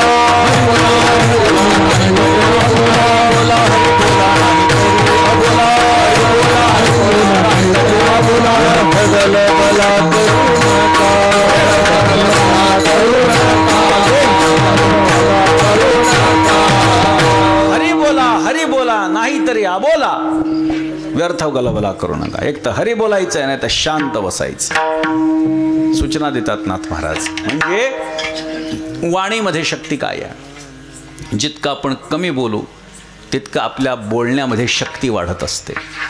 काही माणसं बडबड बडबड बडबड बडबड करत असतात. तोंडाकडे बघितल्यानंतर असं वाटतं हे मडक्याचं असलं असतं तर काय झालं असतं. एवढी बडबड बडबड करत असतात. संत पहा, संत असतात, शांत असतात, कमी बोलतात. जे बोलतात ते सूचक बोलतात. देवाचं नाम मात्र घेतात. त्याच्या बाबतीमध्ये ते काटकसर करत नाही, सतत नाम घेत राहतात. मग तुम्ही म्हणाल ते मौनात असताही म्हणायचं, नामही घेतात म्हणतात. कसं काय? नाथ महाराजांनी सांगितलं भगवंताचं नाव हे महामौन आहे. नाथ महाराजांचे वाक्यात भागवतातले, भगवंताचं नाव हे महामौन आहे. म्हणजे भगवंताचं नाव तुम्ही कितीदा जरी घेतलं मौनामध्ये चालतं. मौन आहे म्हणून देवाचं नाव घ्यायचं नाही असं होऊ शकत नाही. भगवंताचं नाम हे मौनच नाही तर महामौन आहे. म्हणून वाणीवरती आपली शक्ती असली पाहिजे. आपल्या ताब्यामध्ये ही वाणी असली पाहिजे. कुठे बोलायचं, काय बोलायचं, किती बोलायचं, कसं बोलायचं. आमचं शास्त्र आम्हाला सांगतं, सत्यम ब्रूयात प्रियम ब्रूयात न ब्रूयात सत्यम अप्रियम. शास्त्र सांगतं एक तर सत्य बोलावं, पण ते प्रियतेच्या वेष्टनामध्ये घालून बोलावं. न ब्रूयात सत्यम अप्रियम. सत्य आहे पण कटू असं सत्य कधी बोलायचं नाही. निवडणुकीचे दिवस आहेत. कार्यकर्ता जर म्हणू लागला साहेब तुम्ही उभं राहू नका, पडाल तुम्ही,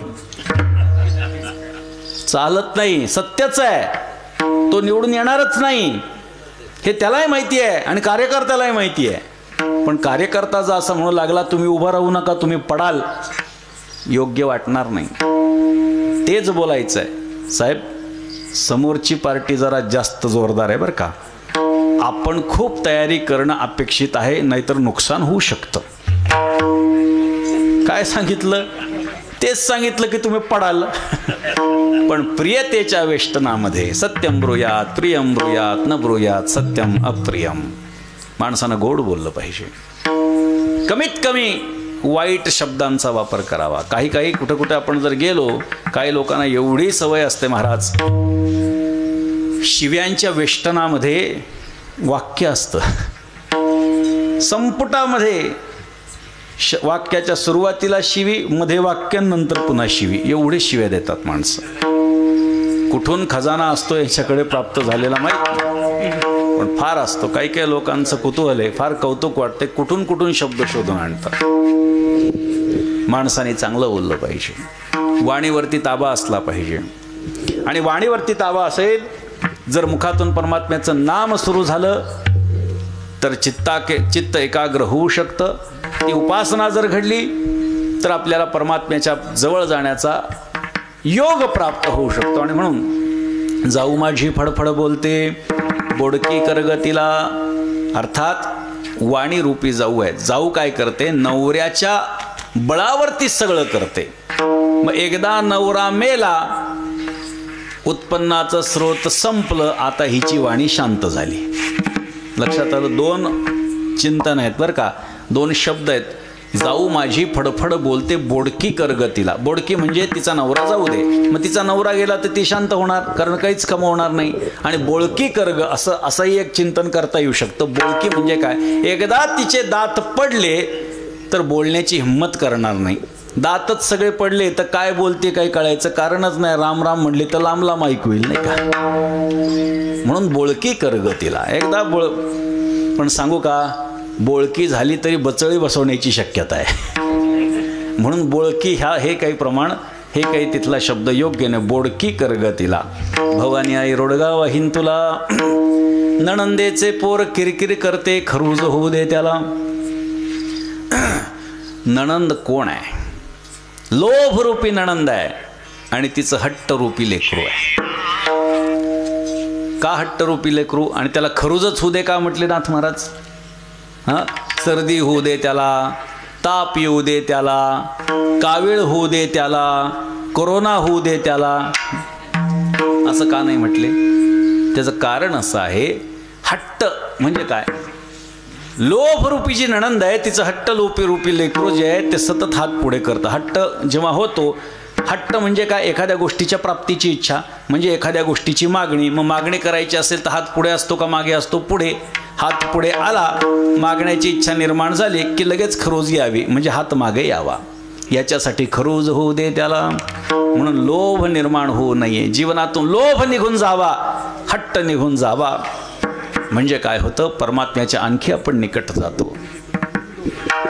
नणंदेचे पोर किरकिर करते खरोज होऊ दे त्याला, भवानी आई रोडगा वाहीन तुला, दादला मारोनी आहुती देईन मोकळी कर ग मला.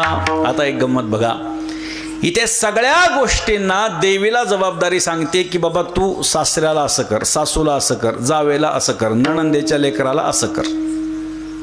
पण दादल्याला मात्र ती काय सांगते, दादला मारुनी मी मारते, कारण हे तिचंच काम आहे. ज्याप्रमाणे एखाद्या स्त्रीला आपल्या नवऱ्यापेक्षा दुसरं काहीच प्रिय नसतं, त्या पद्धतीनं एखाद्या मनुष्याला स्वतःच्या देहापेक्षा दुसरं काहीच प्रिय नसतं. मनुष्य म्हणतो बरं का, पुरुष म्हणत नाही. मनुष्य म्हणजे मग स्त्री असेल पुरुष असेल, माझ्याशिवाय दुसरं काही प्रिय नाही. ते माकडाची गोष्ट सांगतात ना, भांड्यात उभं केलं काचेच्या, लेकरू दिलं, कडेवर होतं, पाणी आलं, खांद्यावर ठेवलं, अजून पाणी वाढलं, डोक्यावर ठेवलं, नाकापर्यंत गेलं, पिल्लाला खाली टाकलं. का टाकलं? स्वतःला वाचवण्यासाठी. म्हणजे स्वतःच्या देहाचा विचार जेवढा जास्त मनुष्य करतो, इतर कुठल्याही गोष्टीचा करत नाही. कशाला घाबरतो माणूस? मरायला घाबरतो. म्हणजे हा देह लवकर नको जायला. म्हणून नाथ महाराज त्या ठिकाणी वर्णन करतात, दादला मारुनी आहुती देईन. देहाचा निराश जो हा देवी करू शकत नाही, आपल्यालाच करावा लागतो. हा देह मी नाही म्हणजे देहाचा निराश आहे. आणि हा देहाचा निराश काही देवी करू शकत नाही. मी जर ठरवलं नाही तर मी कसा माझ्या देहाचा निराश करेल? म्हणून माझ्या देहाचा निराश मीच करू शकते. म्हणून तिनं सांगितलं, दादला मारुनी आहुती देईन मोकळी कर ग मला, भवानी आई रोडगा वाहीन तुला. देवीनं विचारलं, अजून काही कोणाला मारायचं तर सांग बाई, तेही होकार देते तुला.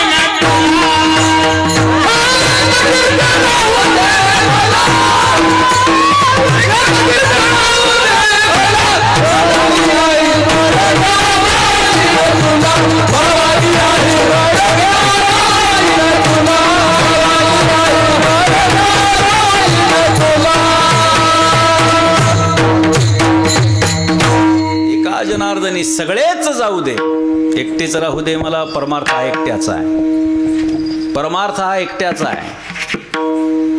आपण लोकांसाठी खूप गोष्टी करत बसलो तरी आपल्याला एकट्यालाच जावं लागणार आहे, हे सगळ्यांना माहिती आहे. हां, बायको दारापर्यंत, माणसं स्मशानापर्यंत, आहे का श्लोक सांगितला. एकट्यालाच माणसाला पुढे जावं लागेल. त्याचे कर्म ठरवणार आहेत की त्याची अवस्था काय व्हायची. म्हणून एका जनार्दनी सगळेच जाऊ दे, सगळ्यांचा निराश करून टाक आणि मी ब्रह्म आहे ह्या अवस्थेप्रत मला पोचव. एकटेच राहू दे मला, याचा अर्थ काय की मीच आहे. एकोहम बहुश्याम ही जी भगवंताची प्रतिज्ञा आहे, तो परमात्मा म्हणजेच मी आहे. चराचरामध्ये परमात्मा आहे म्हणजे मी देखील परमात्मा आहे. मी परमात्मा आहे, तुम्ही परमात्मा आहे, जग परमात्मा आहे. म्हणजे सगळं ब्रह्म काय आहे, एक आहे. सर्वम खल्विदम ब्रह्म असं म्हटलेलं आहे. अख्खच्या अख्खं सगळं जग म्हणजे काय आहे तर ब्रह्म आहे. मग जगामध्ये जर का भगवंताने सांगितलं ममैव अंशो जीवलोके जीवभूत सनातनः, जीव हा माझा अंश आहे, हे जर भगवंतानं सांगितलं म्हणजे काय झालं, भगवंतच झाला तो, नाही का. अग्नी आहे आणि अग्नीचा अंश आहे, अग्नीच आहे. पाण्याचा सागर असेल, नदी असेल, नाहीतर पाण्याचा थेंब आहे, पाणीच आहे. नाथ महाराजांनी सांगितलं त्या स्त्रीची भावना, एका जनार्दनी सगळेच जाऊ दे. सगळ्या अख्ख्या विश्वाचा निराश. निराश म्हणजे बाकीचं शून्य असा अर्थ त्याचा नाही, नाहीतर पुन्हा बौद्धवाद समोर येईल. कोणीच नाही असं म्हणलं तर बौद्धवाद आहे. सर्वं शून्यं शून्यं, सर्वं क्षणिकं क्षणिकं, सर्वं स्वलक्षणं स्वलक्षणं, सर्वं दुःखं दुःखं, या 4 तत्वांवरती बौद्धाचं तत्वज्ञान आधारित आहे. सर्वं दुःखं दुःखं, सर्वं क्षणिकं क्षणिकं, सर्वं शून्यं शून्य. शून्य आहे म्हणजे काय, काहीच नाही. आम्हाला ते मान्य नाही. आपलं तत्वज्ञान आम्हाला ही गोष्ट सांगत नाही. एक आहे, एकच आहे, कोणीच नाही हे तत्वज्ञान आपलं नाही. एक आहे, तो चराचरामध्ये व्याप्त आहे आणि तो म्हणजे मी आहे, मी म्हणजे तो आहे. एका जनार्दनी सगळेच जाऊ दे, एकटीच राहू दे मला, भवानी आई रोडगा वाहीन तुला, सत्वर पावगे मला, भवानी आई रोडगा वाहीन तुला. यथामते अभंगाचं चिंतन झालं. संप्रदायाच्या नियमाप्रमाणे भजन करू.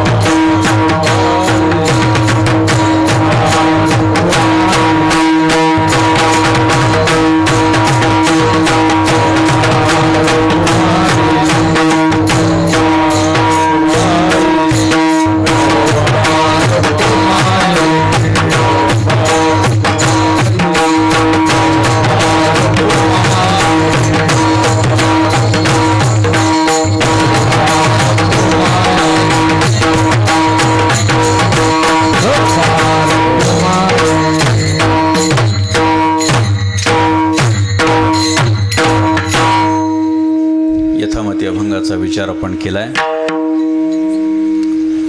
आपल्या राशीन शहरामध्ये जगदंबा मातेच्या दरबारामध्ये अखंड हरिनाम सप्ताहाचं 42वे हे वर्ष आहे आणि त्या निमित्तानं मोठ्या श्रद्धेनं आपण हा कार्यक्रम या ठिकाणी साजरा करत आहात. परिसरातली मंडळी, ग्रामस्थ मंडळी या ठिकाणी उपस्थित आहेत, ध्वनी मंडळ उपस्थित आहे आणि शिवछत्रपतींच्या घराण्यातली मंडळीसुद्धा या ठिकाणी उपस्थित आहे. संभाजीराजे या ठिकाणी उपस्थित आहेत आणि आपल्या सर्वांच्या उपस्थितीमध्ये यथामती अभंगाचं चिंतन झालं. झालेली सेवा शांतीप्रमोद श्रीमंत शेखनाथ महाराजांच्या चरणी आणि तुम्हा सर्व सज्जनवृंदांच्या चरणी समर्पित करतो, भगवतीच्या चरणी समर्पित करतो आणि माझ्या वाणीला पूर्ण विराम देतो. एक सूचना फक्त द्यायची ती अशी आहे की यंदाचं वर्ष हे शांतीप्रमोद शेखनाथ महाराजांच्या समाधीचं चतुष्शतकोत्तर रौप्य महोत्सवी वर्ष आहे. म्हणजे एकनाथ महाराजांच्या समाधीला 31 मार्च 2024 या दिवशी 425 वर्ष पूर्ण होणार आहेत आणि त्यानिमित्तानं एक संकल्प असा केला. खरं तर हे एकनाथी भागवताचं चतुष्शतकोत्तर सुवर्ण महोत्सवी वर्ष आहे. म्हणजे 20 ते 27 नोव्हेंबर या कालखंडामध्ये पैठणला आपण एक मोठा भव्य दिव्य असा अखंड हरिनाम सप्ताह साजरा केला. लाखो लोकांनी तो सोशल मीडियावर देखील बघितला, यूट्यूबला बघितला. आणि तिथे एक आपण संकल्प केला होता, विश्वविक्रम केला होता की ज्या एकनाथी भागवताला वाचण्यासाठी 48 तास 45 तास किमान लागतात. 18,800 ओव्या ज्ञानेश्वरीच्या दुप्पट ग्रंथनाथ महाराजांचा. ज्या ग्रंथाला वाचायला 45 तास लागतात तो ग्रंथ आपण अवघ्या 1 मिनिट 31 सेकंदात म्हणजे 91 सेकंदामध्ये वाचला. विश्वविक्रम याची नोंद केली. आता काही लोकांना प्रश्न पडेल कसं, तर तुम्ही आता ते यूट्यूबवर बघा, वेळ आपली संपलेली. अशा पद्धतीनं केलं. मग तो संकल्प पूर्ण झाला, विश्वविक्रम झाला. नाथषष्ठीला काहीतरी विश्वविक्रम करणं अपेक्षित आहे.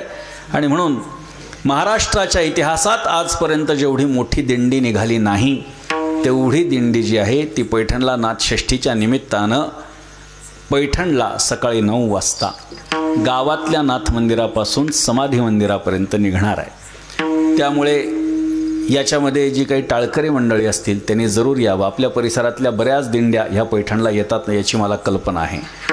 कोणी आपल्या ओळखीचे दिंडेकरी असतील त्यांच्यापर्यंत ही माहिती पोचवा. आपण स्वतः जर येणार असाल तर आपला टाळ किंवा झेंडा किंवा मृदंग आपण बरोबर घेऊन या. कारण या सगळ्यांच्या उपस्थितीमध्येच हा विश्वविक्रमी ऐतिहासिक महादिंडी सोहळा संपन्न होणार आहे. आणि त्यामुळे या महादिंडी सोहळ्यामध्ये आपण सर्वांनी सहभागी व्हावं. कारण वारकरी संप्रदायातली दुसऱ्या क्रमांकाची मोठी वारी म्हणजे पैठणची वारी आहे. आषाढी एकादशीला 12-13 लाख वारकरी पंढरपुरामध्ये जमा होतात. त्याच्या खालोखाल महाराष्ट्रात सांगतोय वारकरी संप्रदायाची दुसऱ्या क्रमांकाची मोठी वारी म्हणजे पैठणची एकनाथ षष्ठीची वारी आहे. त्यामुळे या वारीला आपण जरूर उपस्थित राहा. 425वं वर्ष यावर्षी तरी जरूर पैठणला तुम्ही या. निश्चित मला खात्री आहे तुम्ही एकदा आलात की दरवर्षी आल्याशिवाय राहणार नाही, एवढा आनंद त्या ठिकाणी आहे. आणि त्याचं फल काय आहे तर असं म्हटलं गेलेलं आहे की जो एकदा पैठणास जाय षष्ठी तो जीवने कधी न होय कष्टी. जीवनामधलं कष्ट जर आपल्याला घालवायचं असेल तर नाथ महाराजांच्या षष्ठीच्या सोहळ्याला आपण सर्वांनी यावं आणि ह्या कार्यक्रमामध्ये आपली उपस्थिती दर्शवावी अशी प्रार्थना आपल्या सर्वांना करतो. आणि ही माहिती जास्तीत जास्त लोकांपर्यंत आपण सर्वांनी पोचवावी, महाराज लोकांपर्यंत पोचवावी, टाळकऱ्यांपर्यंत पोचवावी, दिंडीकऱ्यांपर्यंत पोचवावी, जेणेकरून हा जो संकल्प केलेला आहे तो सिद्धीला जाणार आहे. त्यामुळे इथेच मी थांबतो आणि माझ्या वाणीला पूर्ण विराम देतो. एकवार संतांचं सर्वांनी भजन करा. भानुदास रे कना, भानुदास रे कना.